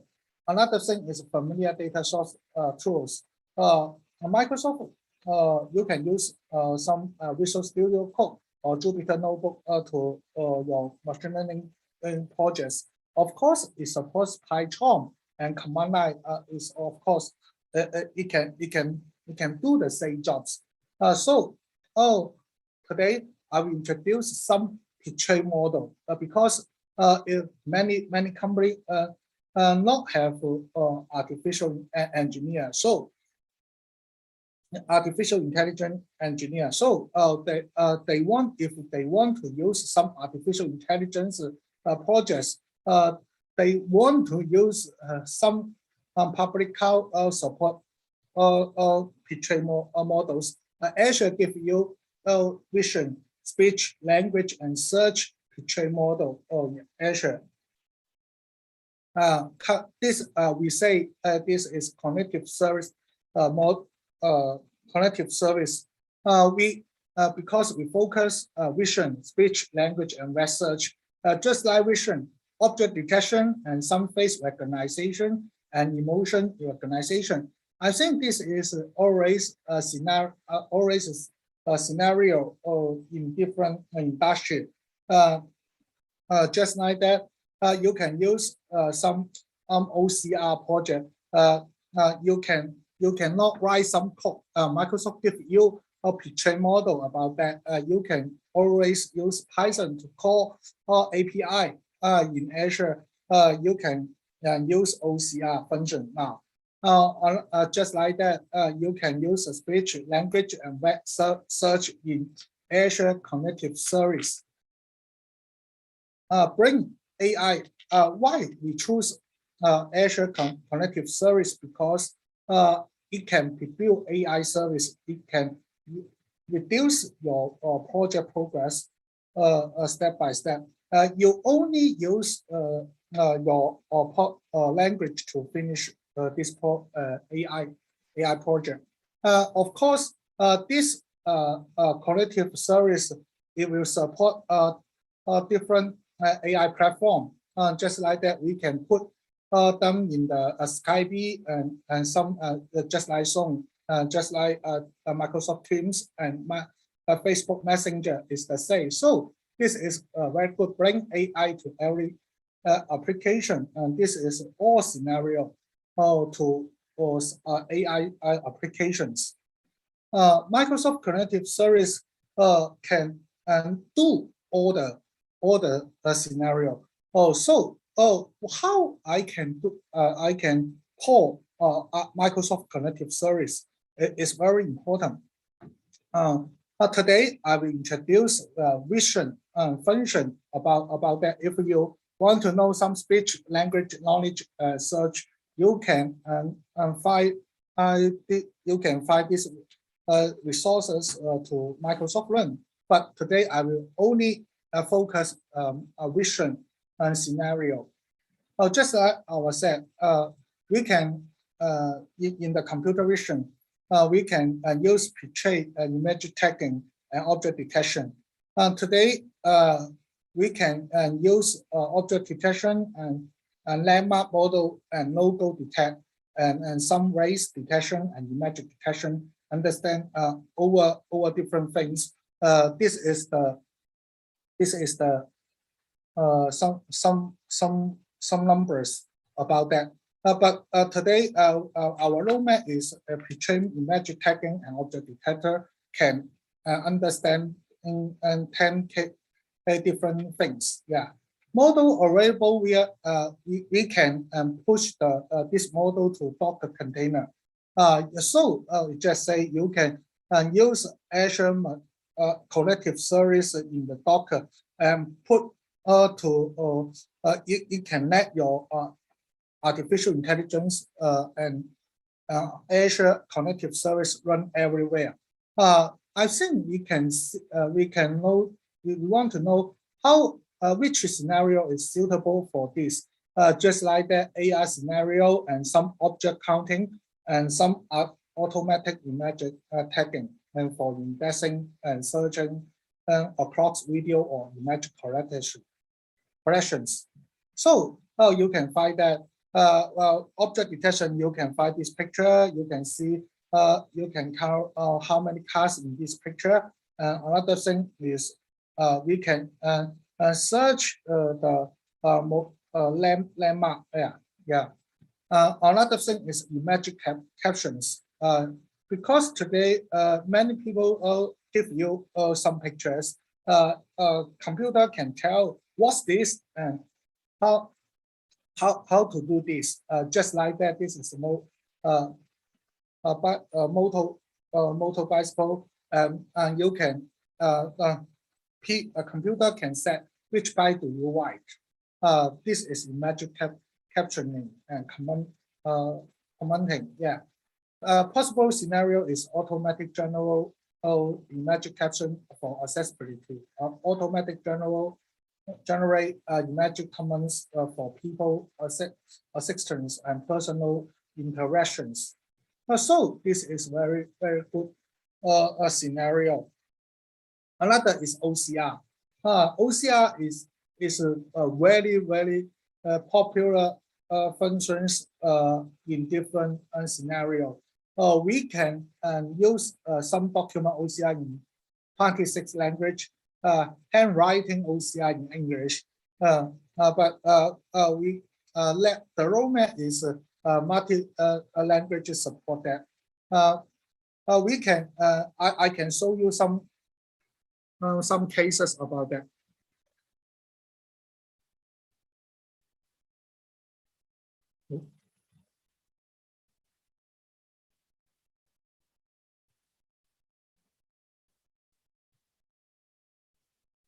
The first thing is, okay, we can know that if you want to use some cases about OCR, we can use a Microsoft Cognitive Service. Just like that, how to do this?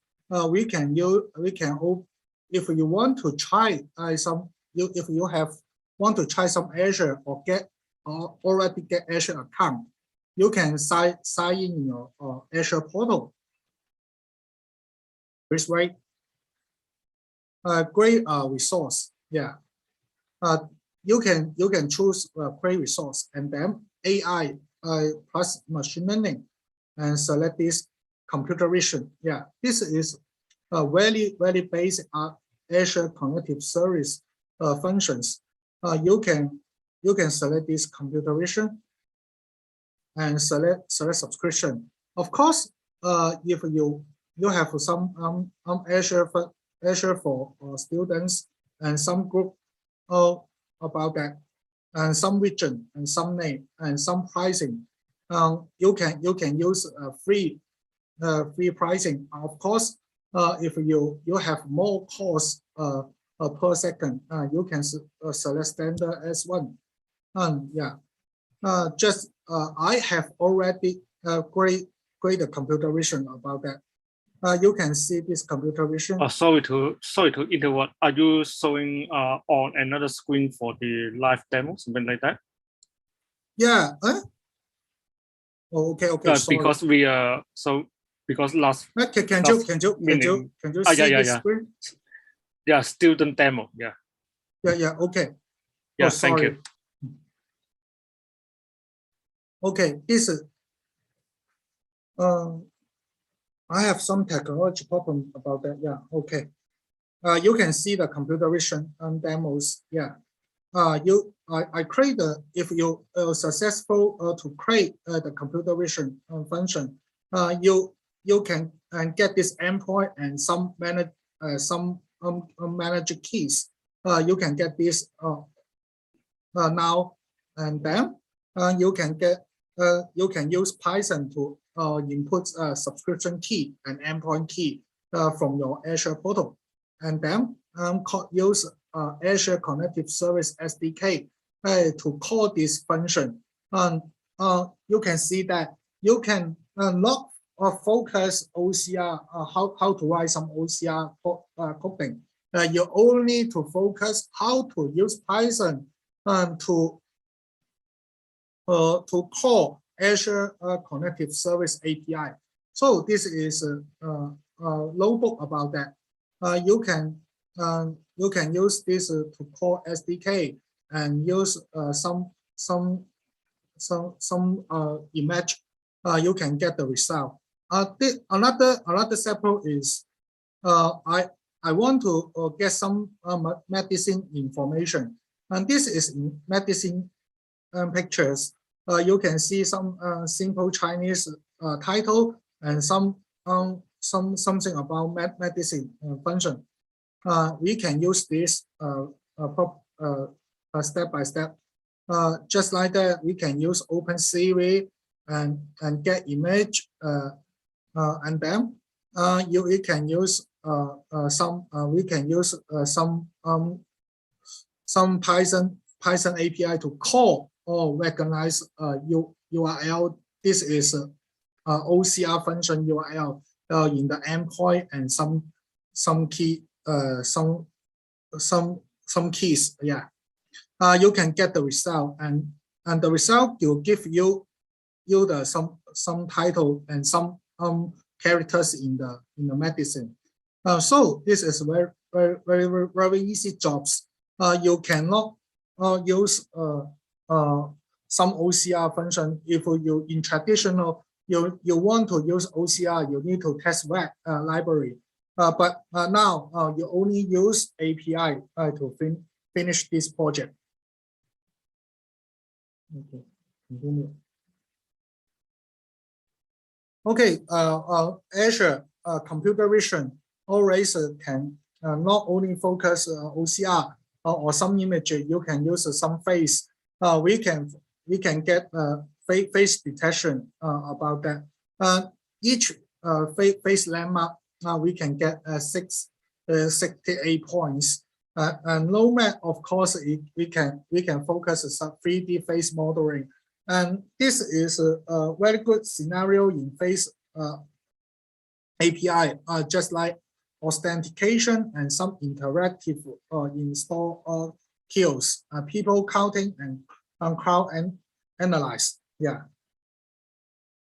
Of course, we can use the computer vision in Azure in real-time video analyze, just like face detection, checking, merging, age, and gender. This is the result.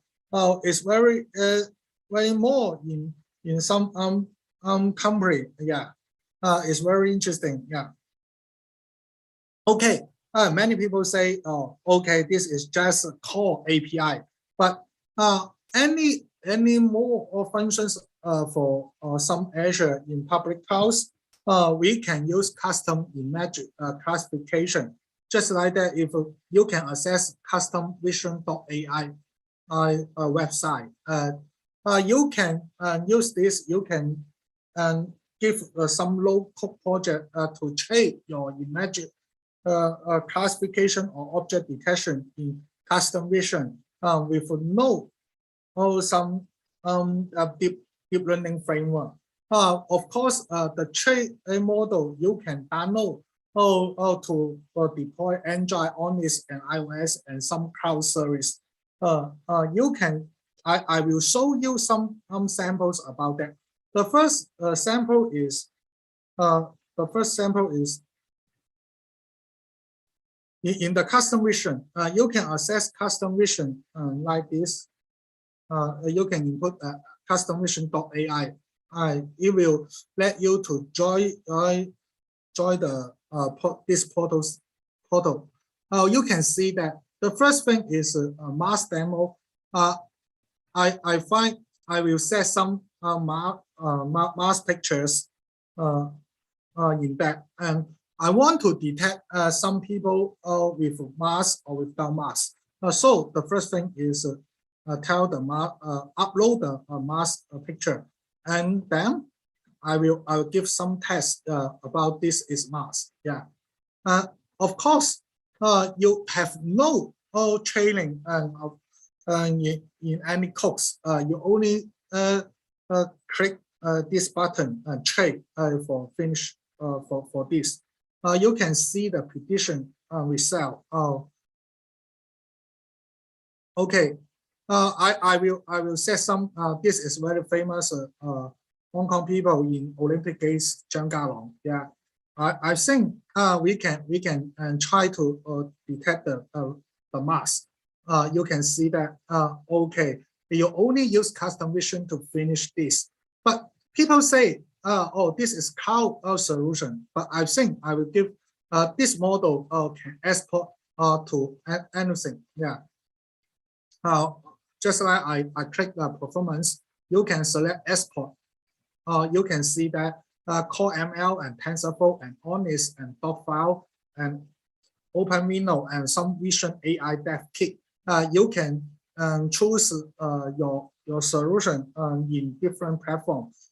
You can download this model to deploy different platforms. Just like that. Why I choose this solution? Because I think now this is ONNX ecosystem. Yeah. Because today custom vision can export ONNX. ONNX, because the first thing is many product team wants to use ML. Yeah. Reality is different training framework. We need to focus different model times. We need to deploy a different target, just like CPU, GPU, FPGA, and NPU, and put them in the PC and mobile and cloud. So different training framework and different device, different hardware.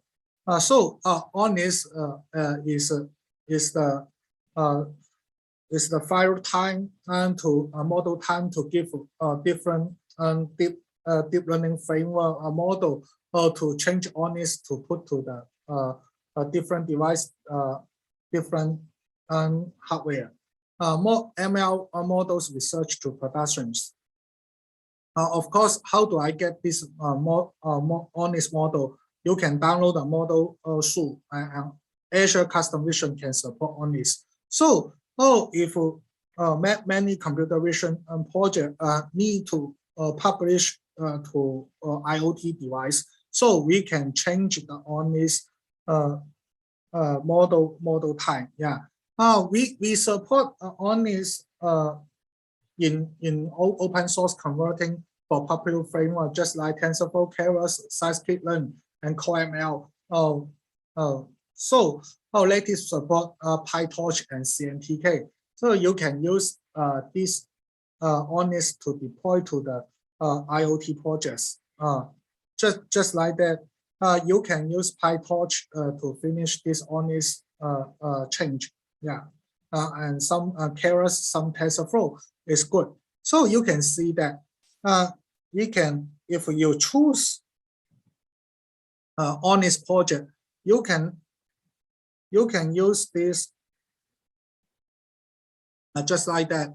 I export the custom vision ONNX model here and give some label. You can see that I can use Python to call ONNX model. It can detect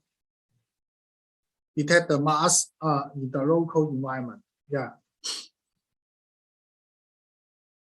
Of course, many people say not only for your local device. I want to put the ONNX in the IoT project. You can see that if you this is my Jetson Nano device. I can put the ONNX model in the device using Docker. Just like that, I set the Docker file and set this use immediate TensorFlow doc for Jetson Nano. This is support TensorFlow 2.3 and Python and TensorFlow Python 3. You can set some Docker, some library in the Docker, and it will build the Docker. You can see the result about that. If I call all this Docker, just like post API, you can see the ONNX can analyze and give you some results about that. So I think ONNX is very important to the computer vision because it let your model can push to different IoT device and in the Unicode model time. Another is after I finish a data preparation, another thing is model building. Of course, you can use Python and some different deep learning framework. Just say, of course, many people focus model training because many people say if you use public cloud service, it's not very good because I want to change some data, some method. So Microsoft Azure will give you Azure machine learning and scenario. This is just like you can use Docker container, or of course model repository, just like CI/CD pipeline and check experiments is very good. So you can see that mobile deployment, it can, if you use Azure, you can push your model in your in different service. So you can use a simple VM and cluster VM and Sparkle cluster to finish about that. Of course, security, you can use when you deploy at the edge, the E2E security must be maintained. Models should be deployed and data transmit only to security authenticate device. Monitoring the status and performance and security. The time is very limited. I will show you the Azure machine learning and portal. Please wait. This is Azure machine learning portal. You can use some notebook in the Azure machine learning. You can select the compute different compute in the Azure machine learning service. So you can use the notebook about that, but I think the network is not well. So this okay, you can see that we can train model in the Azure machine learning. This is a good choice because you know hardware. You cannot not so many GPU, so you can use public cloud GPU in that. So Azure give machine learning will give you this GPU to finish your machine learning jobs. Another thing is automated ML. Just like you can use automated ML. Automated ML is very new technology in machine learning, because you see this. If you want to change the method or some algorithm, you need to lose many times. So automated ML will give you parallel how to finish different machine learning jobs. Of course, you know, you can use designer. Just like that, image classification, you can use designer to finish about that. You can just like finish some Windows application to drag and drop some function about that. You can see that some data set, some split image directory, and some function, and some trailing. You can use PyTorch model trailing in PyTorch. You can use some drag and drop function here. And some model score. So I've seen Azure will give you all the scenario all in machine learning. You can use very easy custom vision. You can use a very professional function. Of course, you can use some drag and drop function about that. So I think use public Azure cloud service in machine learning is very good choice. Okay, thank you. Hi, Sammy. Thanks, Kim-Fei. So if you have any questions to Kim-Fei, so you can raise your hand to ask the question directly. Yeah. or you can type on the chat. So we can pick one to two questions. Yeah.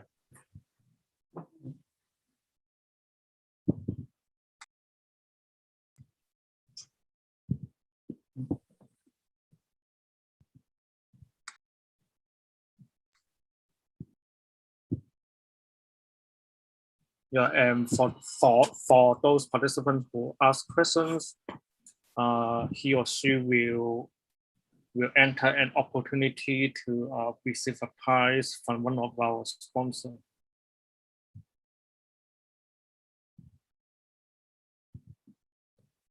Any question? I don't see any question yet. Yeah. Maybe we wait for another 1 minute to see any questions coming on chat.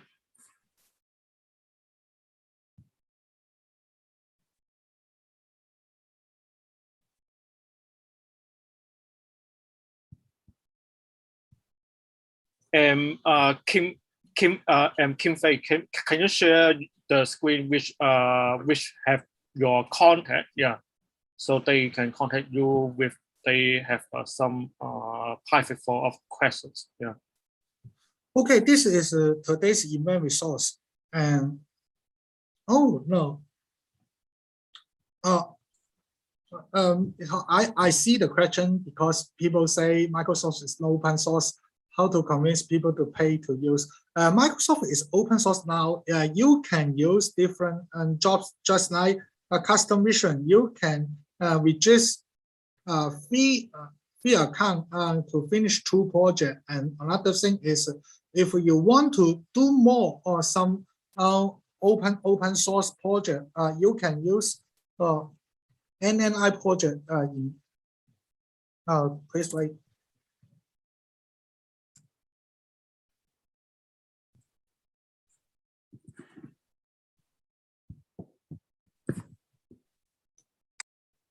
You can use Microsoft NNI project. This is a machine learning project, is neutral network intelligence.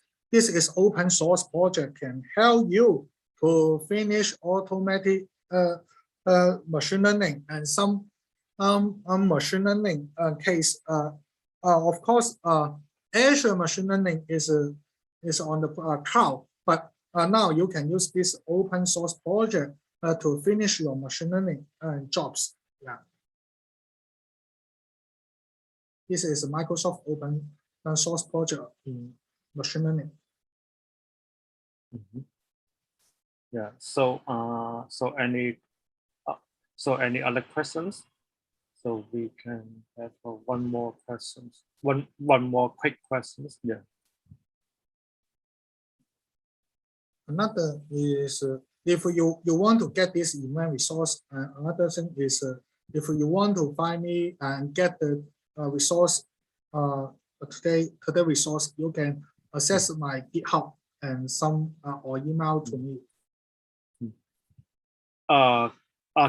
Kim Fei, can you share your contact information on the screen? Yeah, that's right.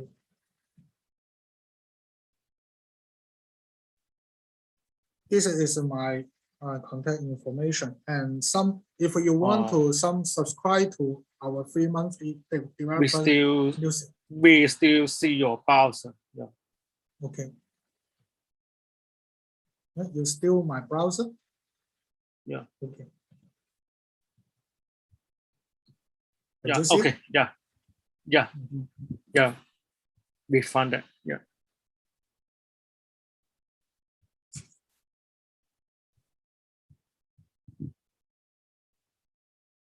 And another is this is a event resource. You can scan QR code to learn some computer vision AI. And we will also share the presentation slide on our conference website. Yeah. Yeah.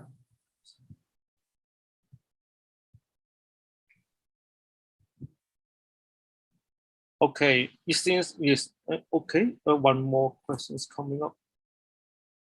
One more question. So let me see.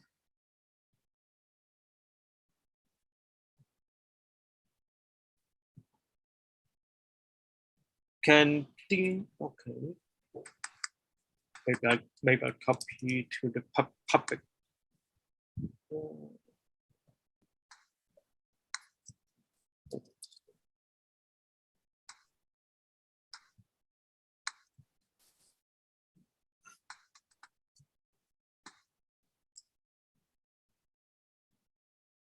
Is this a question? Yes. I think I will give you, if you want to, some parameters needed to set. Of course, this is some experiments. Just like computer vision, you need to set some parameters. In our case, oh no, sorry. Just like our custom vision, you can choose these different parameters. Probability overlap. Yeah, this is settings. You can choose this. Of course, you can use Azure machine learning in the portal. You always you can set some parameters. So I think many people think this is automatic jobs, but this is not automatic jobs. About that, just like this will give you some automatic method, but not automatic jobs. Yeah. So I think I know your problem, but now it's not very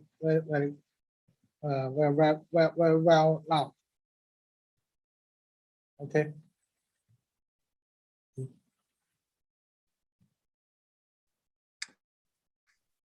Okay, thanks Kim Fei for the presentations. Yeah. Okay, thank so you. Hope that you will share with us again in the future. Yeah. Okay, thank you. Bye. Bye. So we will have a short break. So the next session will be start from 3:45. Yeah. And the next session is Level Perfect, a powerful AI framework for time series models by Kaya Paseng from India.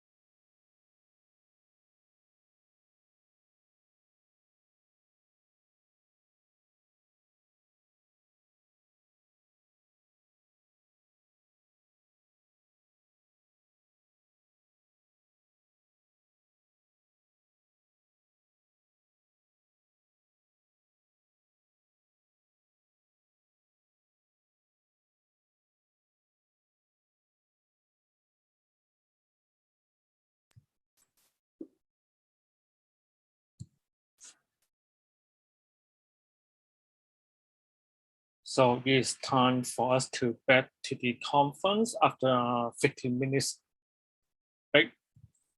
Yeah.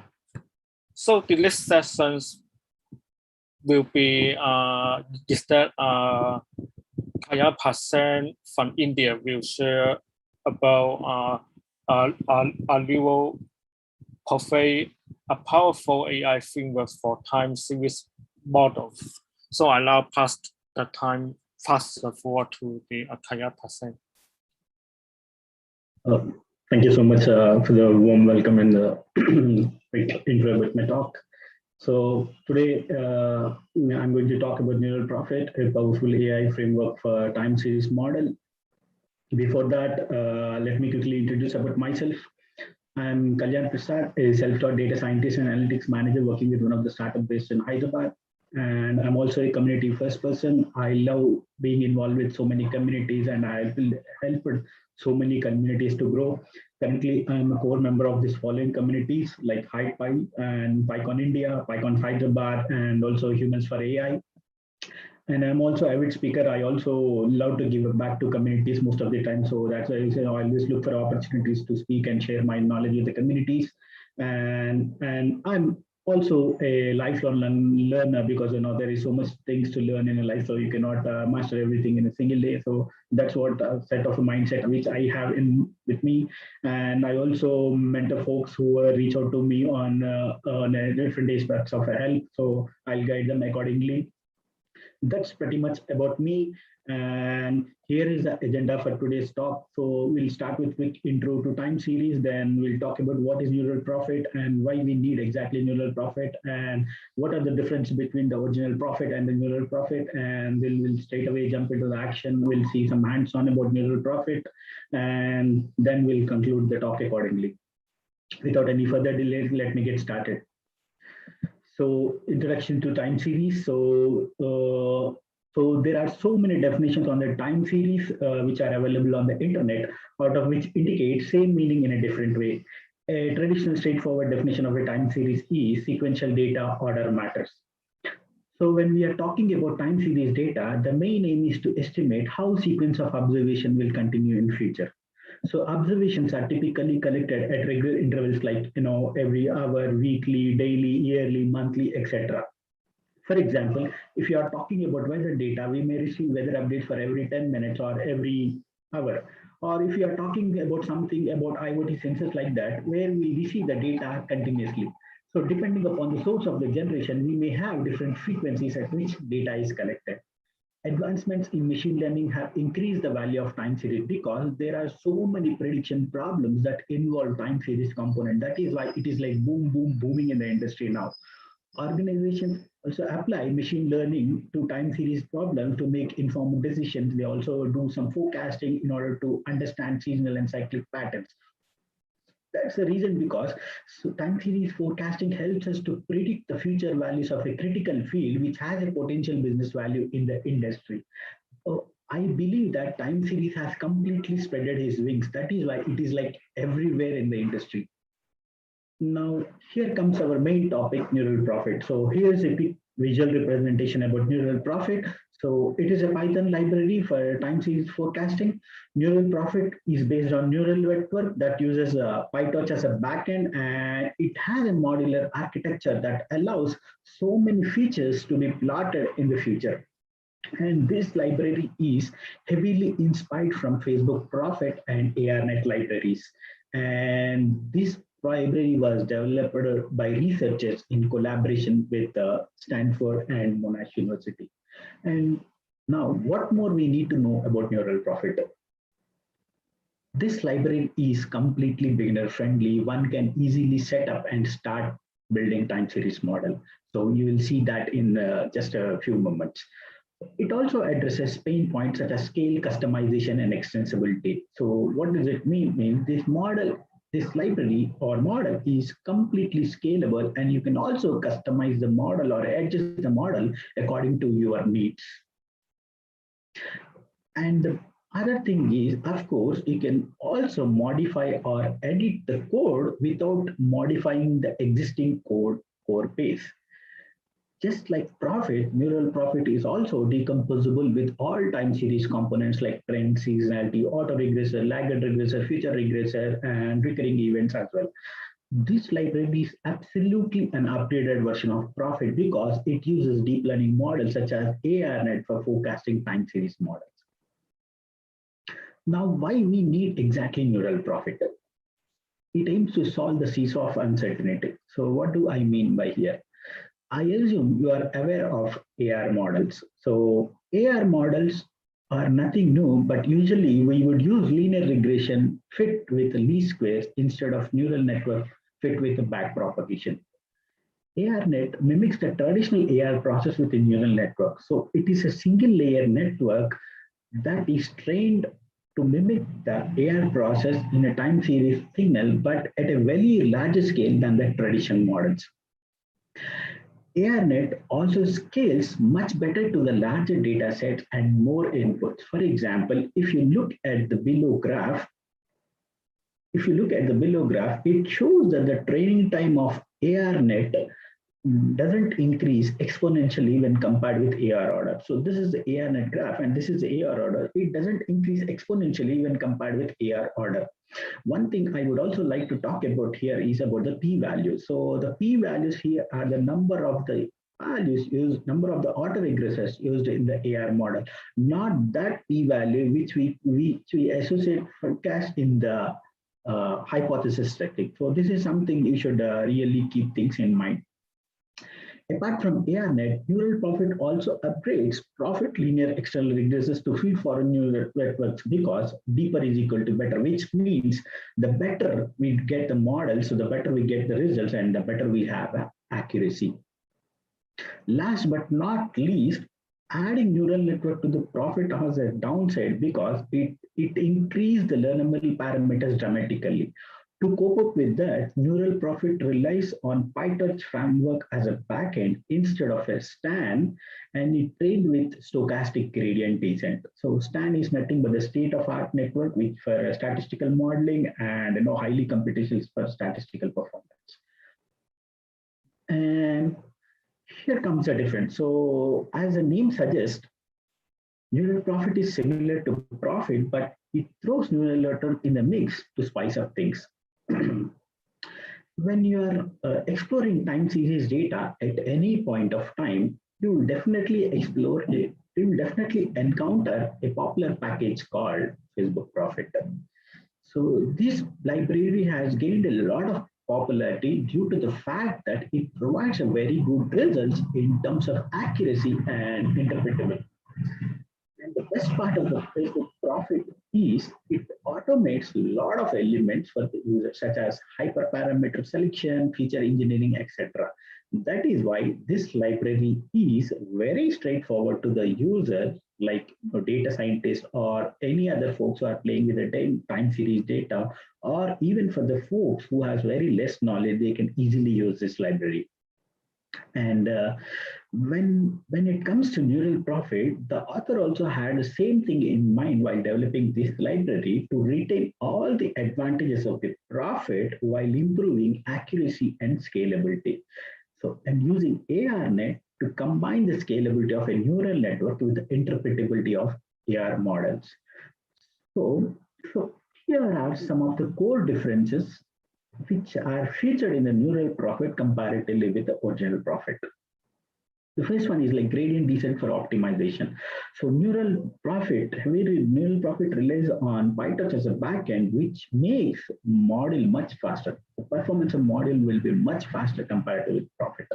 And time series autocorrelation is modeled using the AR autoregressive neural network, which is again a very good advantage.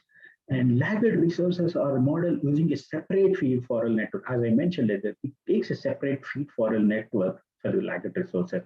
And the model is also configurable to non-deep layer parameters of the feed-forward neural network. This is again a biggest advantage in the performance will be like, massive.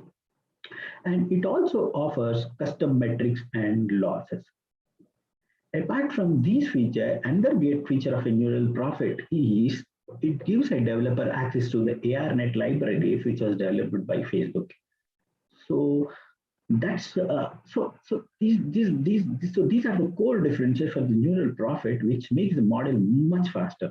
I think I have given so much GAN on theory. Let's straight away jump into the action now to see how neural profit performs in real time.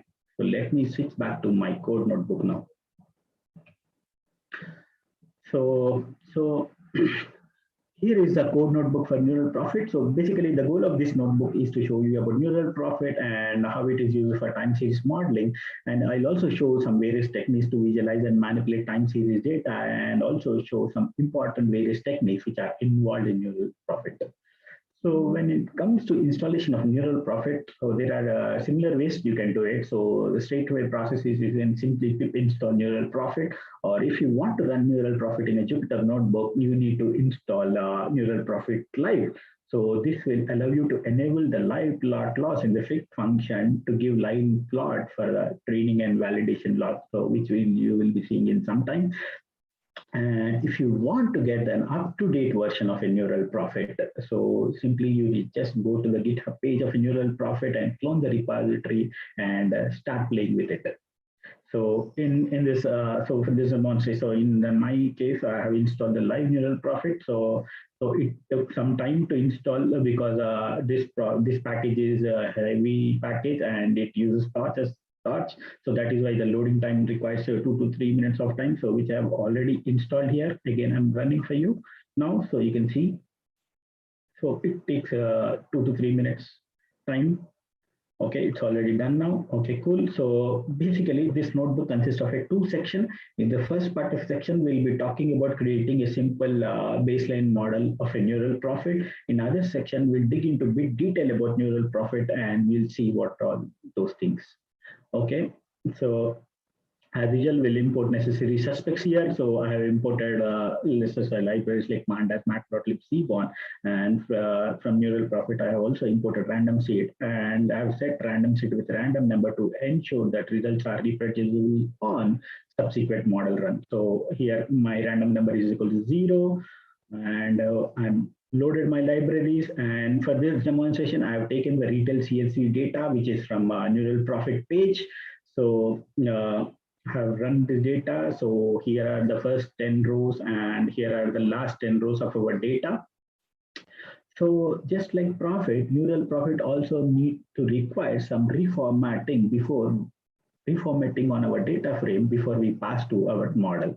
So what I mean here is so we need to make sure that our date column is a correct data type, and which should be named as DS, and our Y parameter, which is the predicted value, should be named as a Y. So in our case, which is already done here, so there is no need to do reformatting in our case. So we can simply proceed further.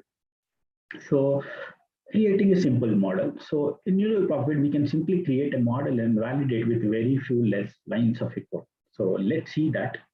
So what I've done here is I've initiated a neural profit here. So there are so many options and parameters are available in neural profit, which we can pass to our model to improve our results. But for now, we keep things simple, and let's build a simple model here. So I'm just initiated the neural profit model, and then I'm calling my fit function, and I'm passing my data and other 3 parameters called validate each epoch. So validate each epoch is nothing but whether or not to validate the model performance on the validation data for each epoch. So valid P is a parameter which is a float parameter between 0 and 1, indicating that the distribution of a data should be used for training. And plot live loss is nothing but to get a live plot for training and validation loss. Frequency D is nothing but we are using a daily frequency here. Epoch is nothing but the number of epochs that should be used for training. So let me run this. So it takes few seconds to run it.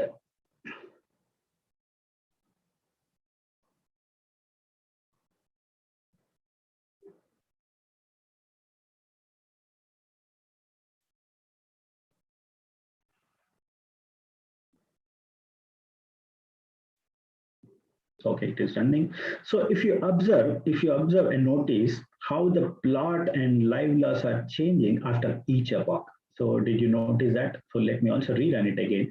If you notice the plot,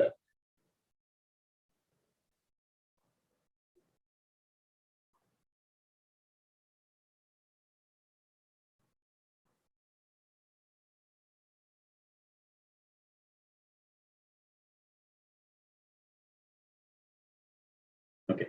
So if you see the plot, how the plot and loss values are changing after each epoch. So that's the beauty of a live plot. And now we'll generate a prediction. So to generate a predictions for a neural profit, we need to have a future data frame. So as the name suggests, we need to create a new data frame of the day that extends our original data frame. So what I'm doing here is, so I have passed my model and I'm creating a future data frame, passing my data here, and period is equal to 365, which means that I am creating a future data frame of a 1 year future data frame here.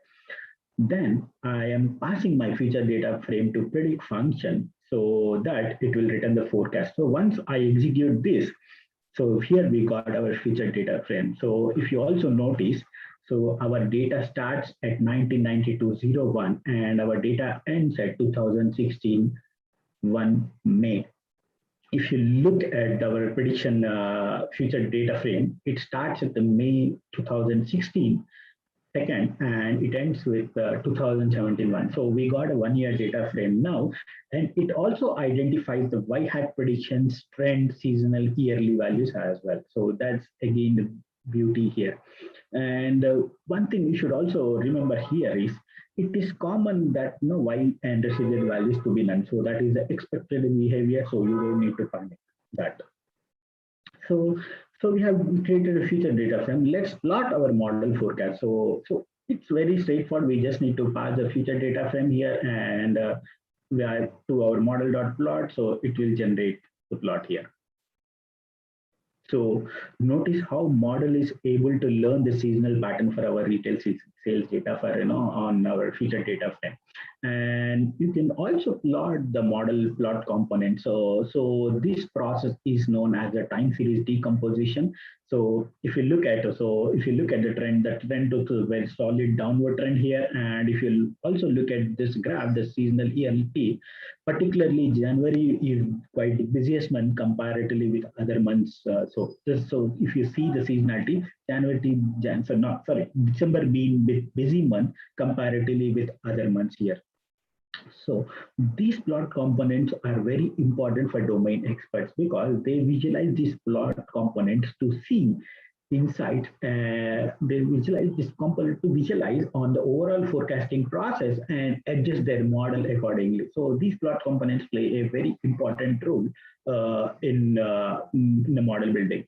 So so that's pretty much about building a simple neural profit model. So it's very straightforward and very easy. So you can check that. When here we comes to our next section. So in this section, we'll see why neural profit is so powerful. So when it comes to neural profit, so neural profit is especially powerful for time series forecasting because it takes additional information into account such as trend, seasonality, ARNet, and recurring events into account. So we'll see all these items one by one in action now. So for this demonstration, I have taken a different data source away from Kaggle, which is called Nifty 50 data. So it's a Maruti company here. So I have taken the Maruti CSV, passed the Maruti CSV, and I'm reading my data here. So here we got first 5 rows and of a data. Then here you can see the quick info about all our columns which are available in our data frame and about date type, everything. And if you also look at the shape of our data frame, so we have total 4,427 rows and 15 columns now. Okay, as I mentioned earlier, we first need to reformat our data before we pass it to our model. So this is what I am doing here.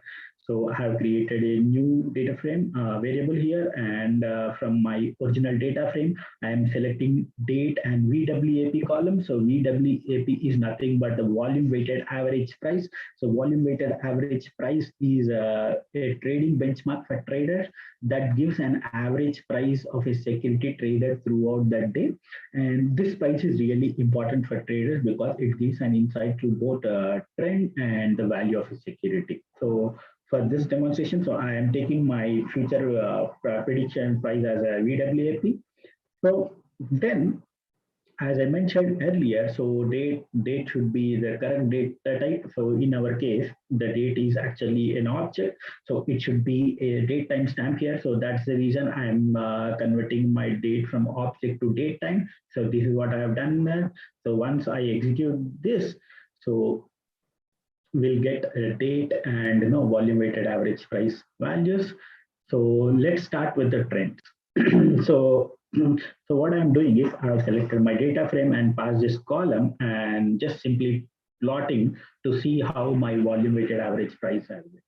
So if you look at this graph, it shows a general increasing trend with small changes where prices rise or falls sharply. I mean, like most of the graph looks a solid increasing trend where where there are certain places where you see price rises and falls sharply. So we can consider these as a change point. So with this in mind, we'll now train a neural profit model of our volume weighted to predict our volume weighted average price by only focusing on the trend as our first version of our model. So we'll now build only considering a trend as our first version of a model. So then what I'm doing is, so we cannot pass date as a directly in our date column. So as I mentioned, so we just need to rename these columns into DS, and our predicted parameter should be as a Y. So this is what I am doing now. So I have done this. Now we got date as a DS and volume weighted average price as a Y. So we are all good. Let's now create a trend model. So with neural profit, we can create a trend time series model by passing only few arguments here. So I initialize a neural profit model here, and I'm passing few parameters, which is like n change points trend. N change points is nothing but specifying the number of points in the broader trend where a rate of price increase or decreases at any point of time. So trend rate is nothing but it's a regularization parameter that allows to be plotted of a changing point selection. So this is what it happened. And I'm giving this yearly, seasonal, daily, seasonal T as a false because right now we are focusing only on the trend. So the seasonality should be given as false. So then we're done with the initiating model. Then I am passing my fit function to our data frame and also the other parameters which we have already seen above in our first section. Okay, now let me run this. So if you notice this loss plot, it looks much compromising, but however, it seems like after a lot of volatility, the model has converged. So what we can do now is, what we can do to understand better trend pattern here is we'll visualize our model predictions now. So in order to do that, what I have done is I have created a custom function called plot forecast, where I am passing my model data, periods, historical predictions, and highlight steps ahead is equal to none. So model is nothing but our trained neural profit model here. Data is nothing but the data frame which we have used for a training, and period is nothing but the number of periods which we want to forecast. Historical predictions is nothing but whether we want to plot model prediction on a historical data. Highlight step ahead is not steps ahead is nothing but the number of steps ahead of a forecast line to highlight. So this is only used in autoregressive models. So there I am creating my future data frame here, and where I am passing my data and periods and historical predictions. Then I am passing my future data frames to predict function so that it will return forecast now. And I have also written a quick conditional statement here because, so what this means is if highlight step ahead is. Kanya, we can't, we, sorry to interrupt, we can't hear you. Can you hear me now? Can you hear me now? Can you hear me now? Yes. Okay. So is it audible now?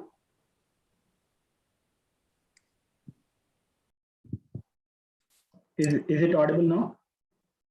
Can someone confirm in chat, please? Okay, perfect, thanks.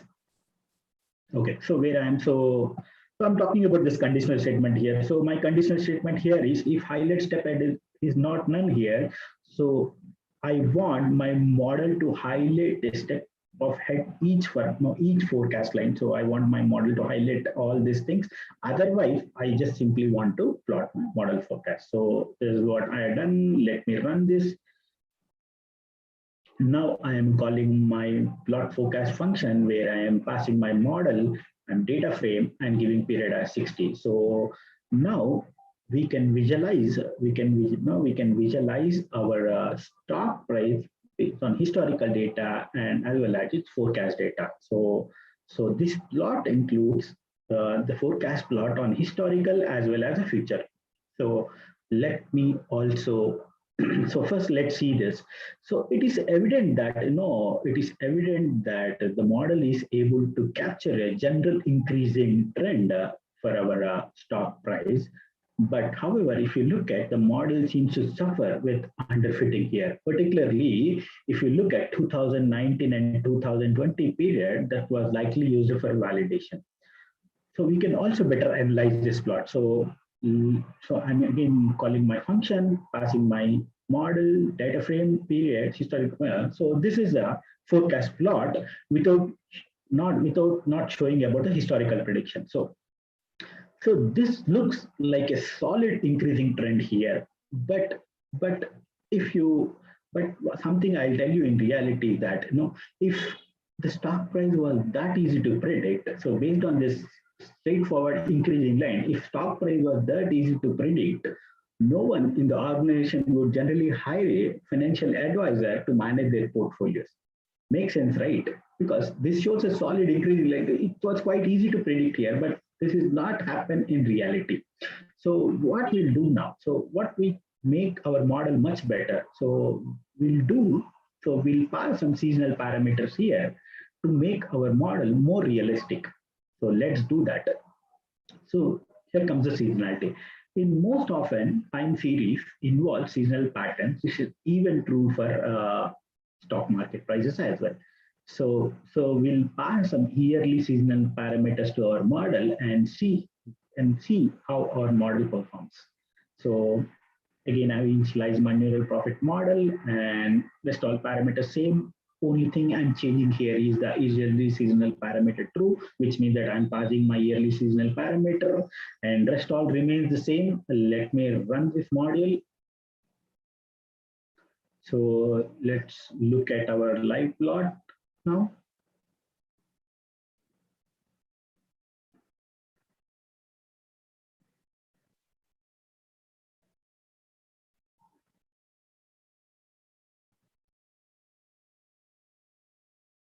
So the live plot seems compromising again here, and so it looks still some volatility here, and so let me call my function and we passing my model data frame and I'm predicting the 60 day, which means I want predicting for next 2 months, and history is nothing but so where I want to have historical data as well. So let me plot this. So let me also plot the forecast plot here. So if you look at based on the above 2 plots, the model looks bit realistic, but it still suffer with underfitting here. So the model is still underfitting in this particular year. And if you also look at the forecast plot, it shows a smooth curve, which is of a yearly seasonality here. But in reality, there are very rare instances where stock price moves so smoothly.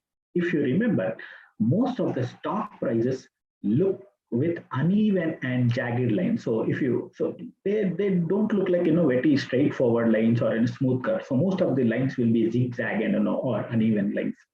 So this is what we can do better in order to improve this model. So we capture all this volatility now, and by using ARNet model, and we'll train with this ARNet model. So what is ARNet now?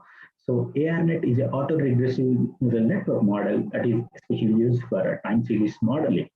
So auto-regressive models are a class of models that are able to predict the future values of a variable based on its previous patterns.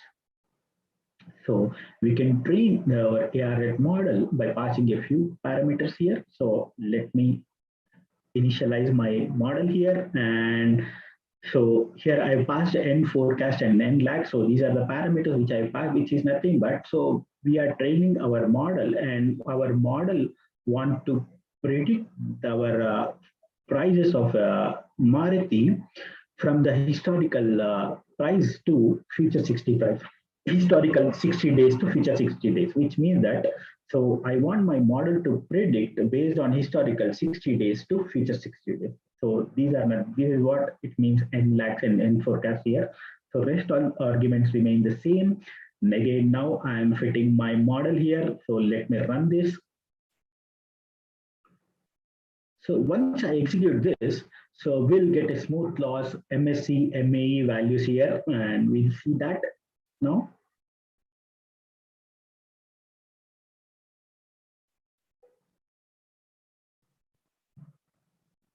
It takes a few seconds because this is quite a heavy one, right? So definitely take some time to run. So please be patient.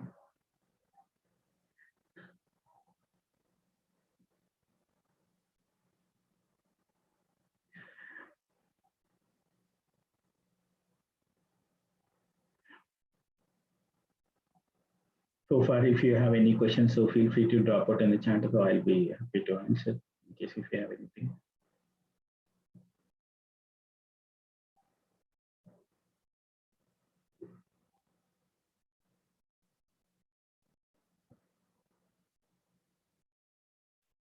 So since the epoch values are 100, so it takes each epoch to run at least a few seconds.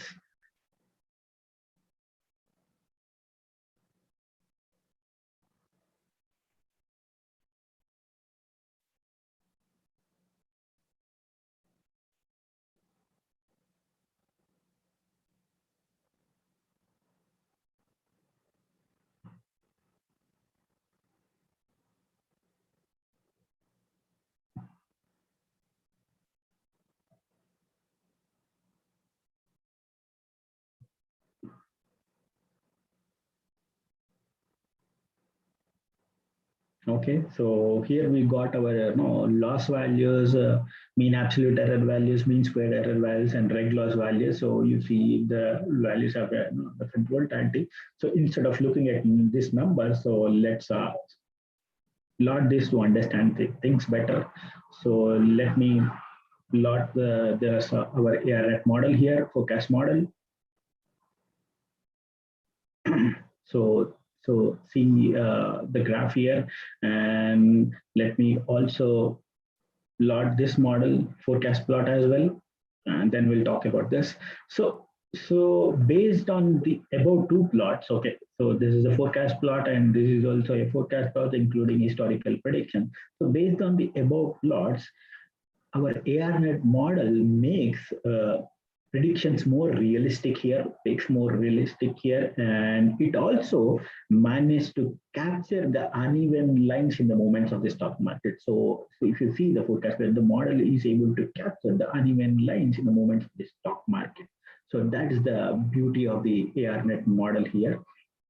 So this is quite a good model so far, but what we can do even better if we want to improve this model. So we can take our recurring events into the consideration and see whether we can still improve our model.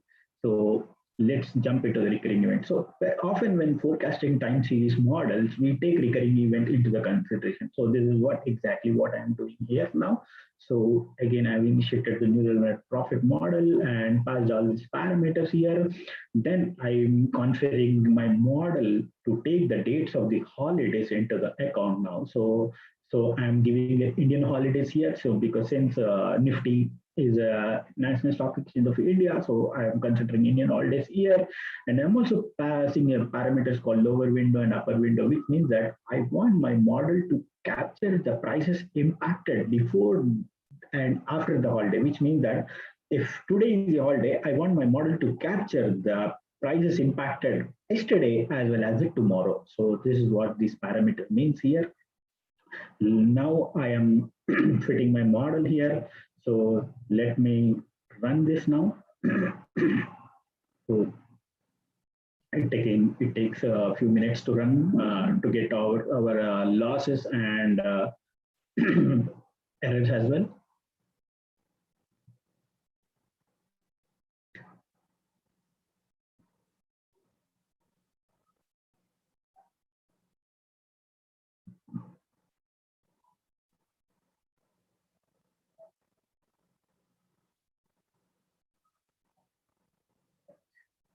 So yeah, it's going now, going.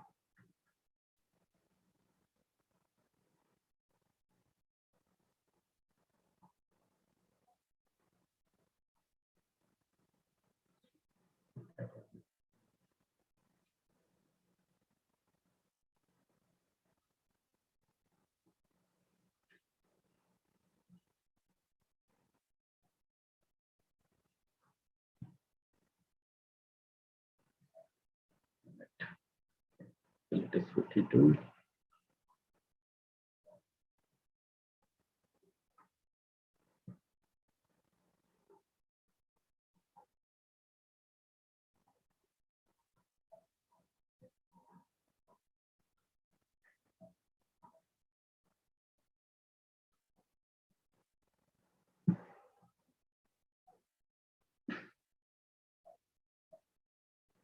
Okay.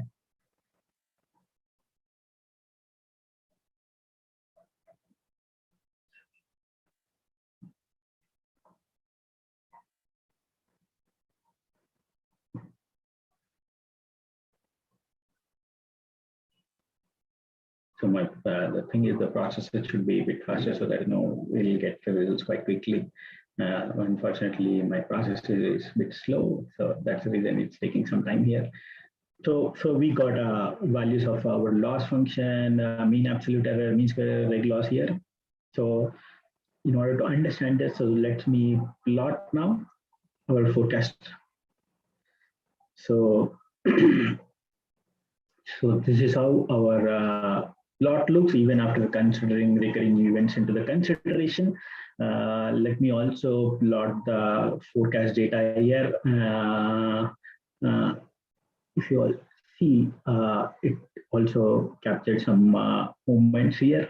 But if I look at the ARNet graphs and also the recurring event graphs, there is no much impact here, even though after considering real recurring events into the consideration, there was no much change in the price. It remains the same. So what I want to conclude, tell you here is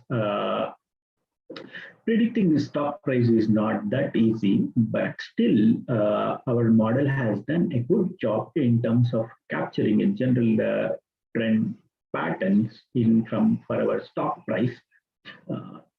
So due to the day-to-day volatility of the stock market price, I generally not recommend to use this model for your own trading, but I believe that this is a good demonstration of the capabilities of telling about the neural profit.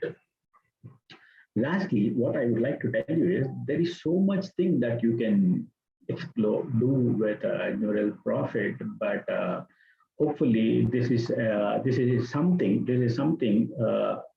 that you can, this is at least something that you can get started with whatever the explanation which I've done so far. So so that's pretty much about on hands-on. So let me again jump to my slides here. So here is the roadmap for neural profit. So one thing before I talk about roadmap, so there's something I should also mention here is this library is still new, and a lot of changes can happen.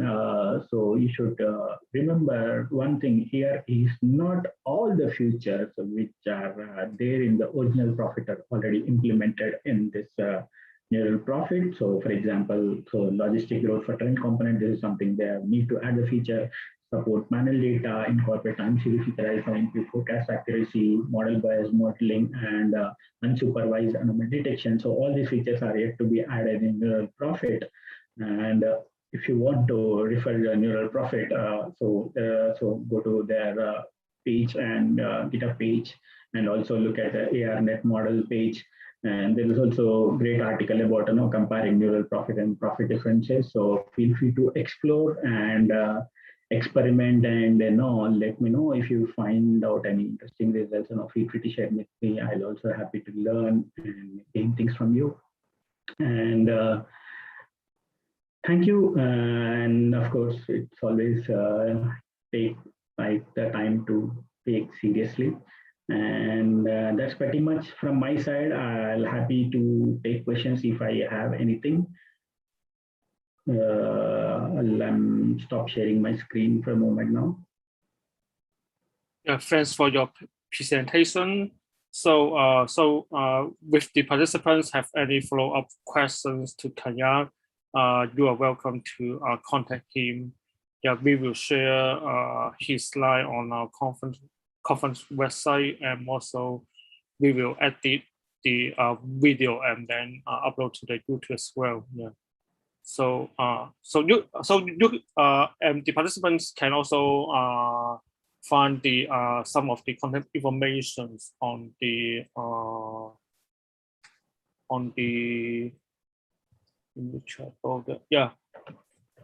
Also find the Kanyan personal information, just like Twitter and LinkedIn on the conference website as well on his sessions page. Yeah. So thanks, Kanya. So next sessions will be start in 3 minutes. Yeah, by Alejandro Sasento.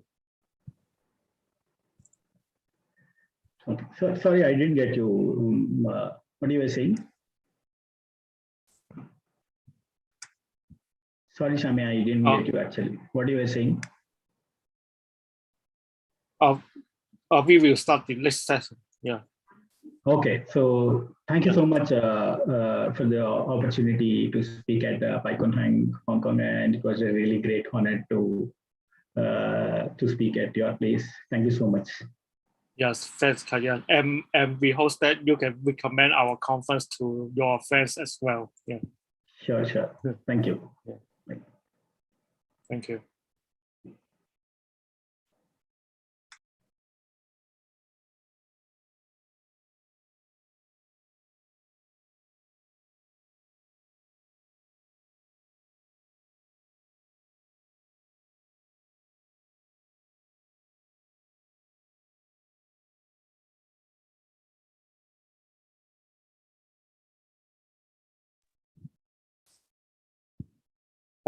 We will start the next session in 2 minutes.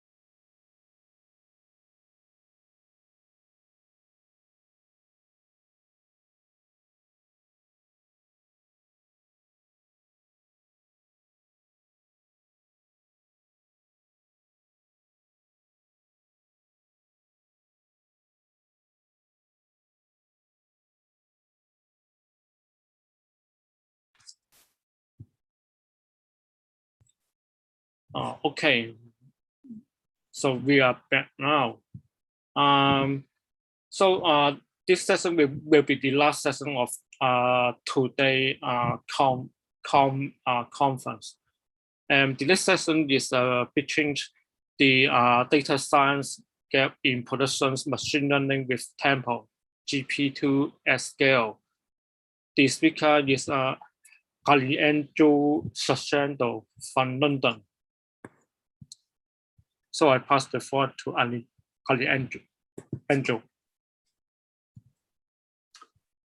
Thank you very much, Sami. Should I wait for you to start recording?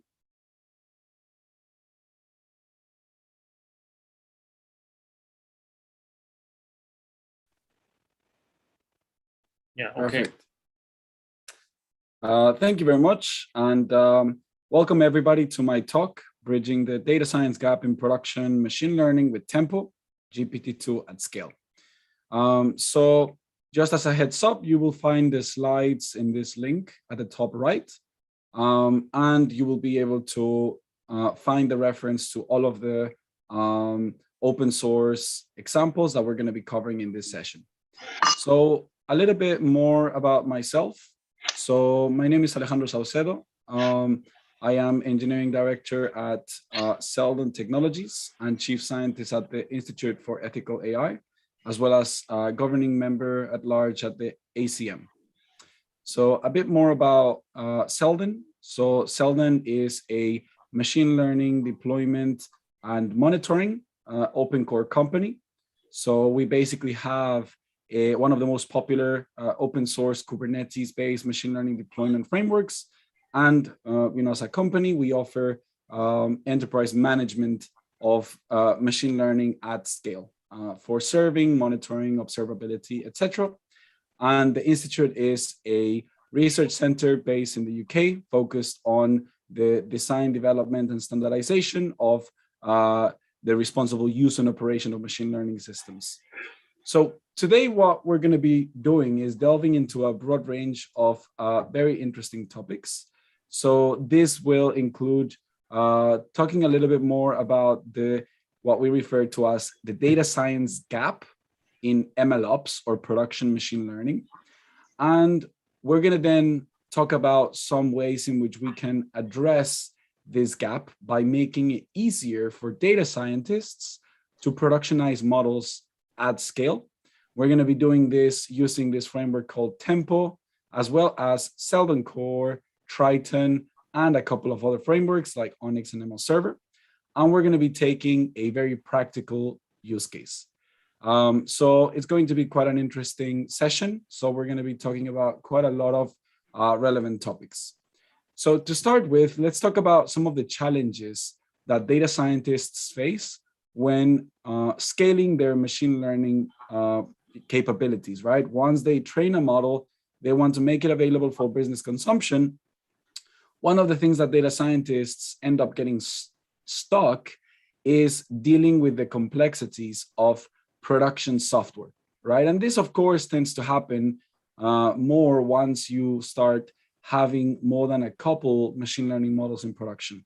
Some challenges that make it more complex are things like the specialized hardware that is involved, right? The fact that in some cases for inference, you may require specialized hardware like GPUs or even TPUs, large amount of memory, and then the scaling of those components. There may be some complex dependency graphs for data relationships. There may be some compliance requirements that may become more critical as the production machine learning models are being used in more critical environments.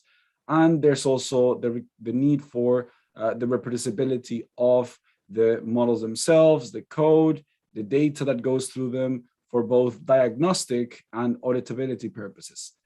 And the key thing that we're starting to see as well is that there is an increase in what normally is referred to as MLOps platforms.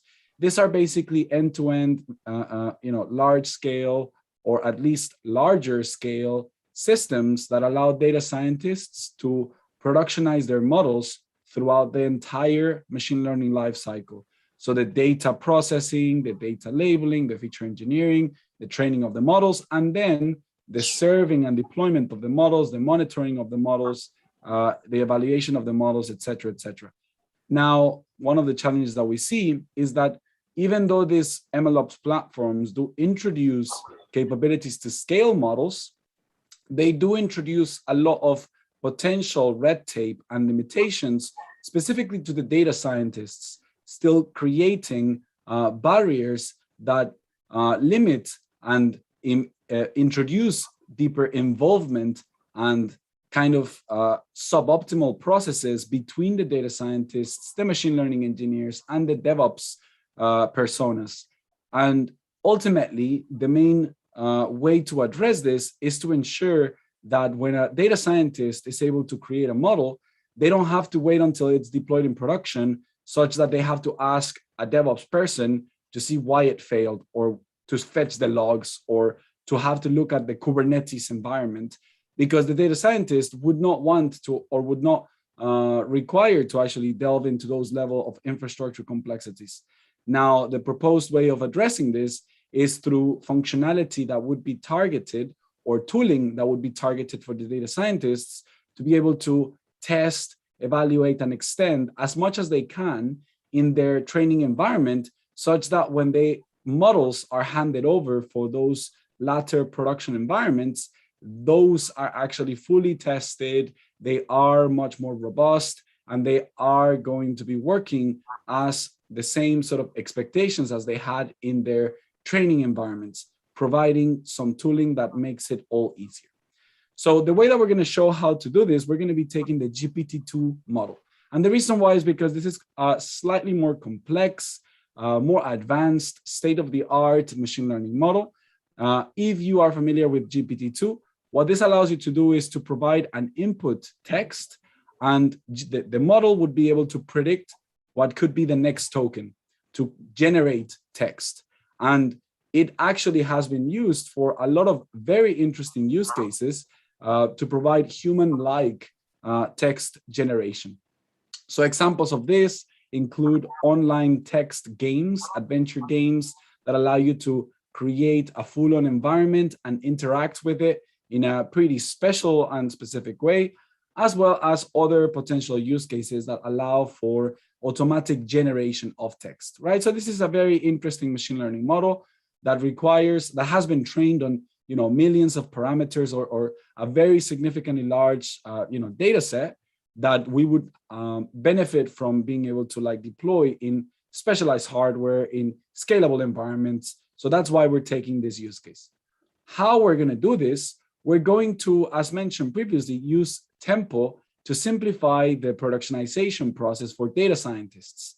We're going to first fetch a pre-trained GPT-2 model using the Hugging Face library. This is going to be a TensorFlow model.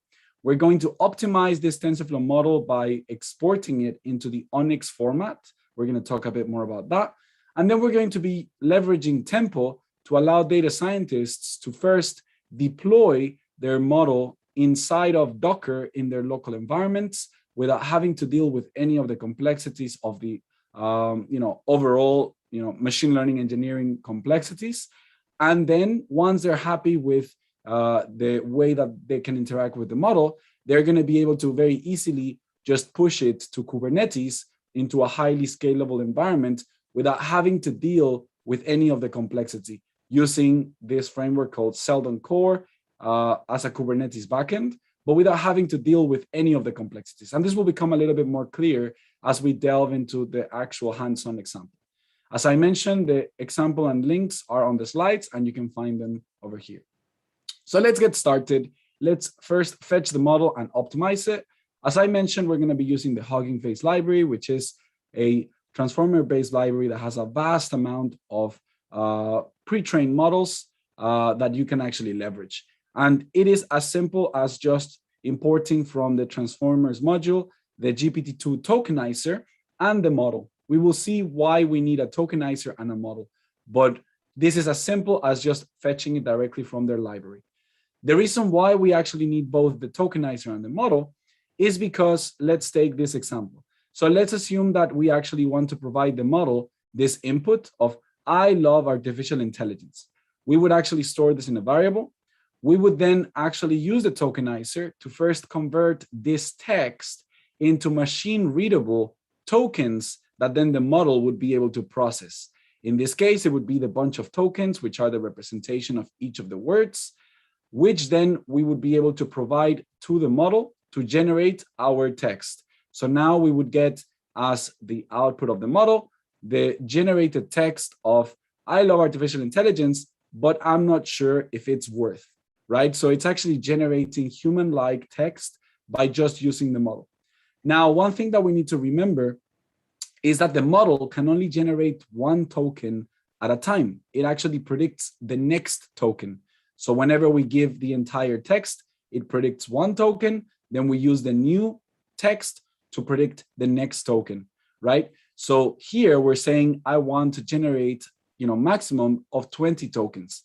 But this generate function is actually abstracting a lot of the logic. The reason why I'm talking about this now is because once we productionize the model, we're going to have to actually write ourselves the logic of this generate.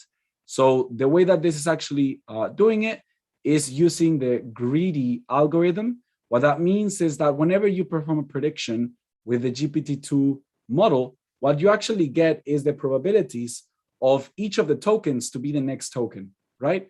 So what we're going to be doing is just take the next immediate highest probability. Of course, there are other algorithms that can be used, like beam search, that allows you to actually look at several kind of like steps beyond before you actually take the next token. But, this is not a GPT-2 talk. This is a talk about bridging the gap in production machine learning, making it easy for data scientists to create and orchestrate complex logic without having to deal with infrastructure complexities. So now let's have a look at how we can start optimizing and productionizing this model. The first thing that we're going to be doing is optimizing it using the Open Neural Network Exchange project.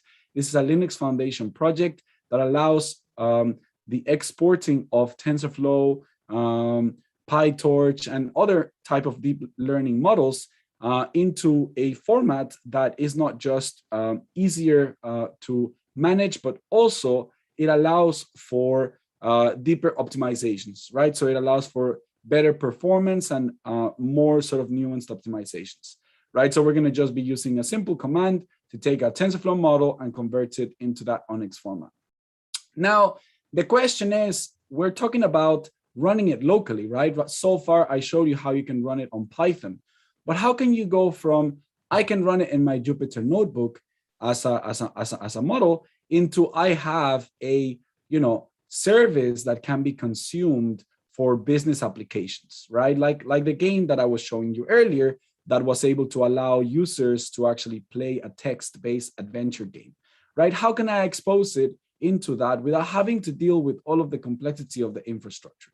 And this is where we are going to start leveraging Tempo, and we're going to be productionizing the model into what would be a optimized NVIDIA server, as well as to run it in local Docker and then productionize it into a scalable environment, right? And this will become a little bit more clear of what that looks like.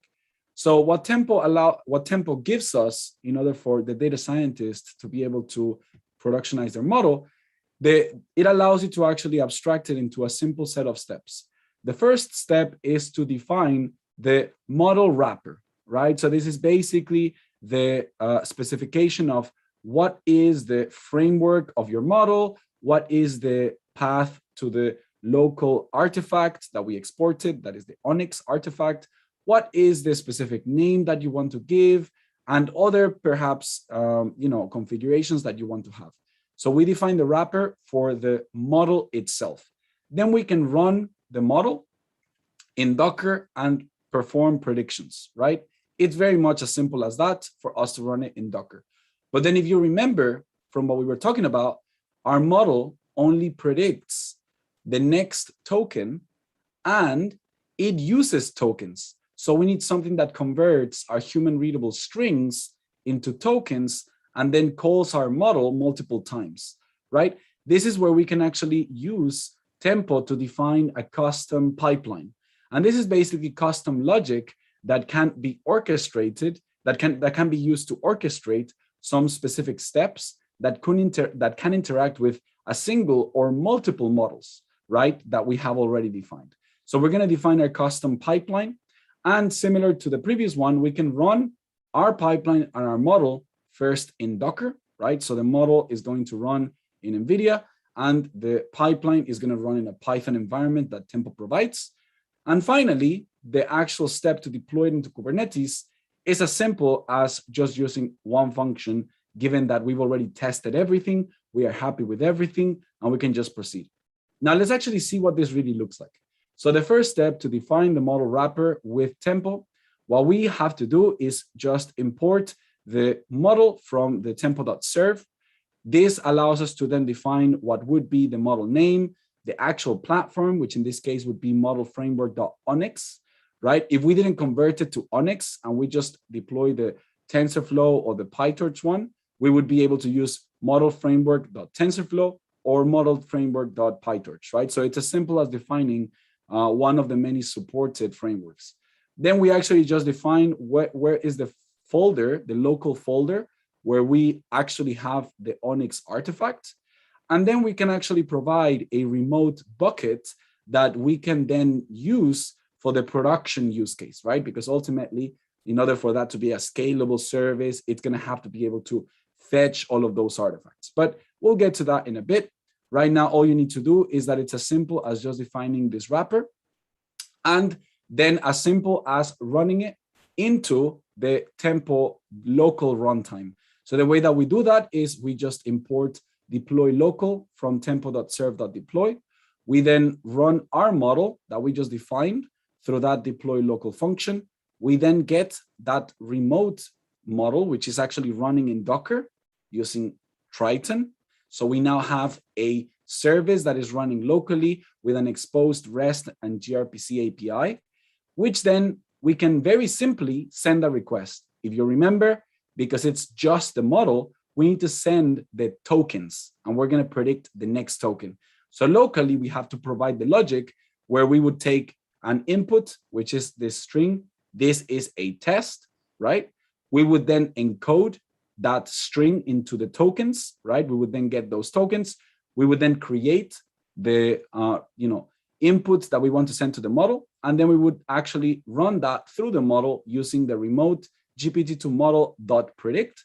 We would pass that, and we would receive the output.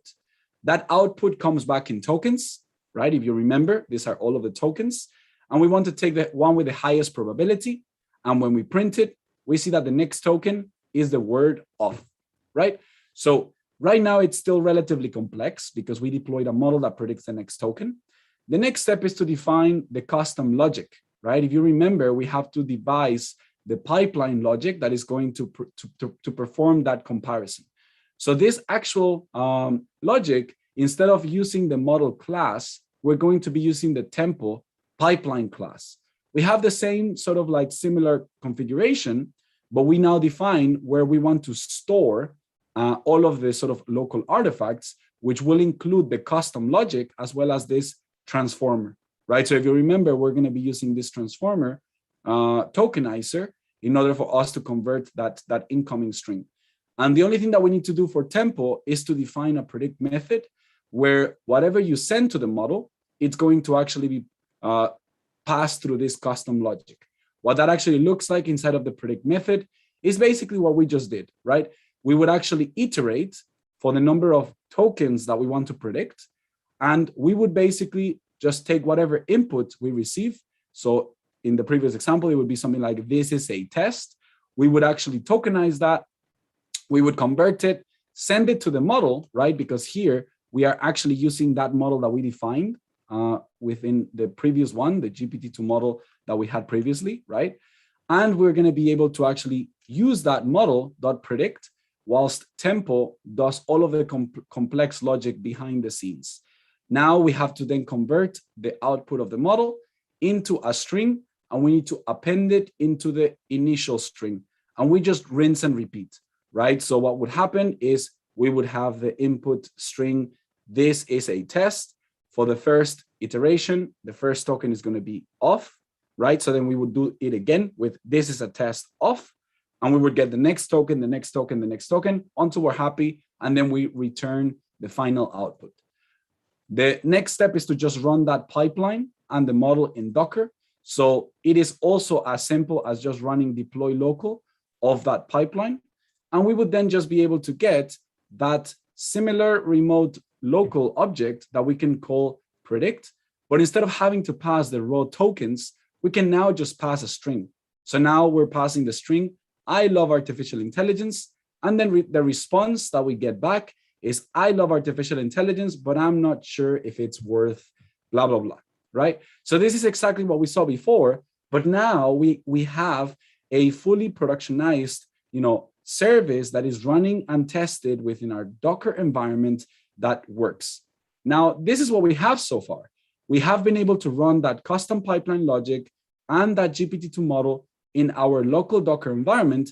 What we now want to do is to actually do the same thing and run that in our Kubernetes environment for the data scientists to not have to deal with any of the complexity, right? Because Tempo already handles the complexity of, okay, well, you have already your Kubernetes cluster over there. It would be running all the relevant stuff that your DevOps team may have configured.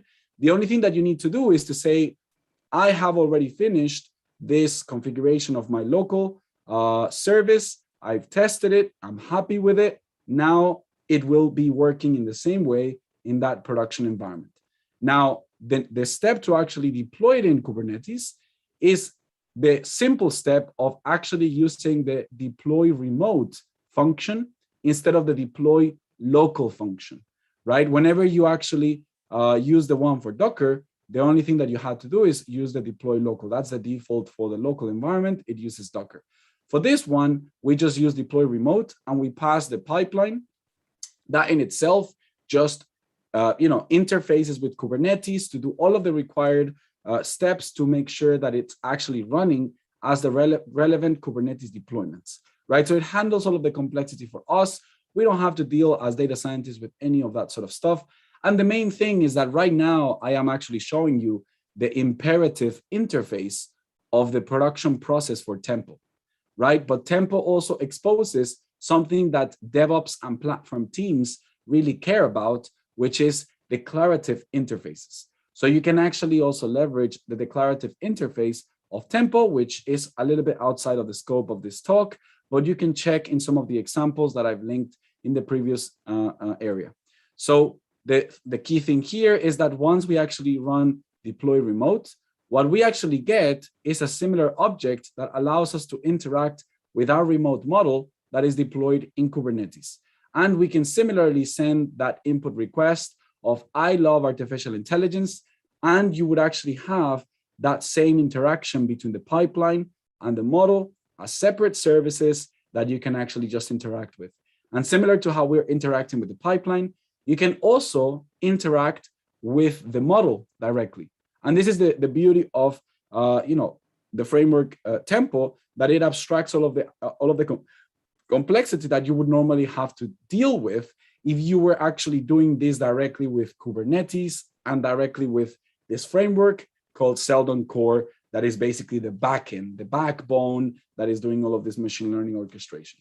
So that's basically the key context of how we were able to go from that Jupyter Notebook environment into a fully fledged scalable service without actually losing the capabilities of providing data scientists with the full power of doing local testing, ensuring that everything works as they expect, ensuring they're able to add any extra, whether it is logging or metrics or custom insights that can be introduced, so that whenever it's passed into the sort of like production stage, it would actually be fully tested with even those relevant local tests that may be more relevant for unit tests. So with that said, today what we have been able to do, we were able to fetch a GPT-2 model. We were able to optimize it using the ONNX framework. We were able to productionize it using Tempo, first testing it in our local environment and then productionizing it in the Kubernetes scalable environment. Now, the key thing to mention is that Seldon Core is an orchestrator, so it would still use the underlying model servers like Triton. but you also support other servers like, TF serving, torch serve, etc., etc. So that's one of the benefits of leveraging some of these different toolings, and different personas would interact at this in different sort of like levels of abstraction. So with that said, to wrap up, today we were able to cover some of the data science challenges in MLOps. We were able to cover a hands-on example and use case productionizing a GPT-2 model. We were able to do this using the Tempo library to test it in Docker and in Kubernetes. And then we were able to talk about some best practices and next steps that you can take for yourself. As mentioned, you can find all of the links for this presentation in this link, as well as all of the references to the notebooks, both in the Tempo side as well as in Seldon Core. And with that, thank you everybody for joining me today on this talk, Bridging the Data Science Gap in Production Machine Learning with Tempo. Thank you all. I hope you enjoyed the talk and I hope you enjoyed the conference. So now I'll just pause there to see if there are any questions. Feel free to put them in the chat. Thank you all.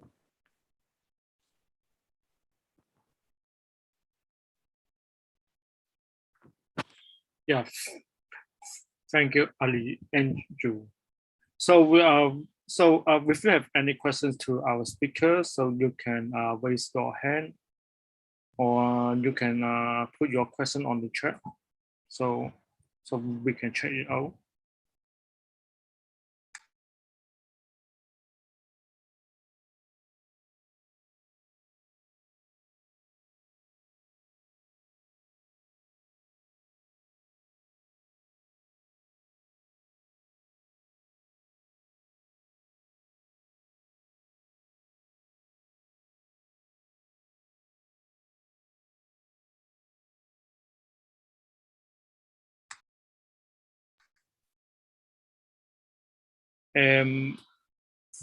For the participants who ask questions, he or she will have an opportunity to get a prize from the one of our sponsor, PCCW HKT. So it will be 1 month pass, one month pass of Lao E subscriptions on some channel. So some question is coming up from Matthew and Ben. Yeah. So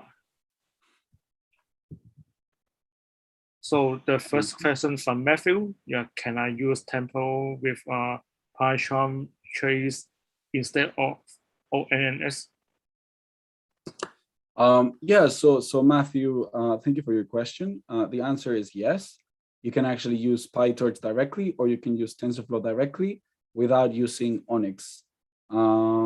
Primarily because the servers that Tempo and Seldon Core support actually have support for PyTorch. And this is specifically the NVIDIA Triton server, which supports Torch serve.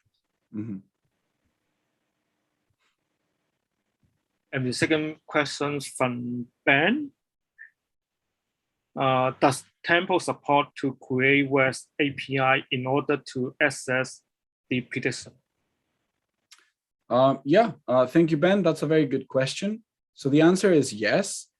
Even though the Tempo interface is Pythonic, and what I mean is that you saw that we actually just sent a request directly using the Python function. The actual service that is running is a REST, gRPC, and Kafka supported service. So both when it's running on Docker and when it's running on Kubernetes, it actually exposes, as I just mentioned, like REST, gRPC, and Kafka endpoints, which means that you can actually just send requests directly with curl or with gRP curl or with Python's request library. So the answer is yes. Mm-hmm. So friends, so we still have 2 minutes left, so we can have 1 or 2 quick questions. Yeah.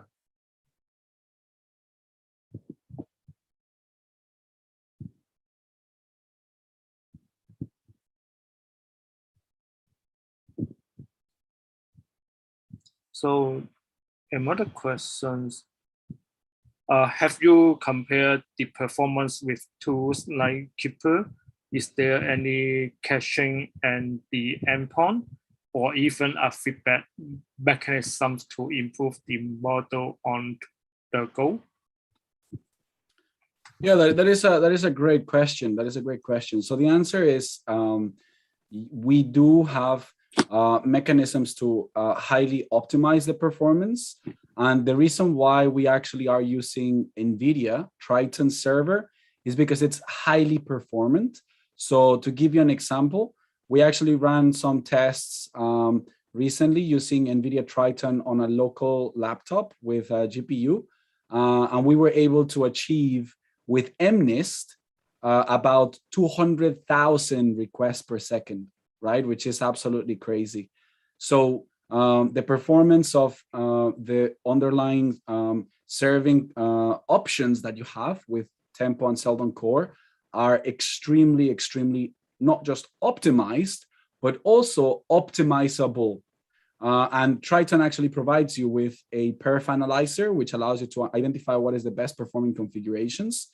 On top of that, you even are able to leverage the Kubernetes-based horizontal scaling, which means that you can have multiple different sort of horizontally scalable components that you can then increase even further the performance. Of course, there's some network costs, but it is highly optimized and very widely maintained. So the answer is yes. Yeah. So the last question is any there is low. Let me check. Okay. Yeah, the last question is any there is no need to create any Docker file in order to build the Docker image? Yeah, that's a really good question, Ben. So interestingly enough, for the examples that we showed, you don't have to rebuild the Docker image. We actually allow you to just have to export the artifact. And for the custom pipeline, we actually leverage Conda Pack that allows you to just export the Python environment that then is loaded on the server. Having said that, we also have mechanisms that allow you to build the image once you actually want to and are comfortable to just push that to production. So you don't have to rebuild the image for the experimentation, and you also have the option to rebuild the images as required. So this is one of the big advantages of the frameworks that we use. Mm-hmm.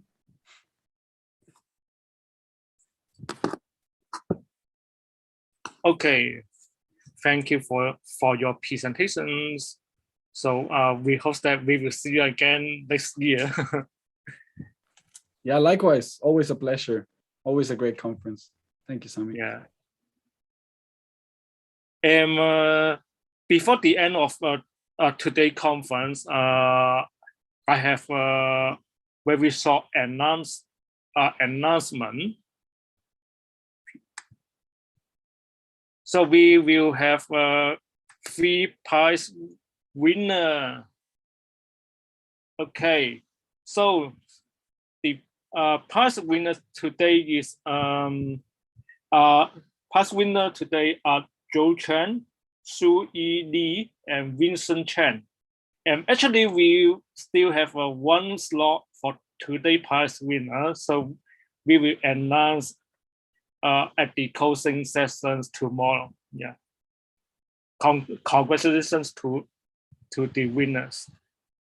So please be reminded you can ask questions again tomorrow. So you will have another chance to get the prize.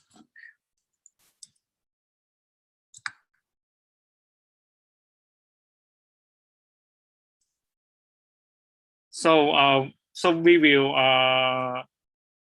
so the conference will be resumed tomorrow at 10 at the half past 10. So we will start with 2 chat. One is English chat, and another is a Cantonese chat. So we will see you tomorrow. Bye bye.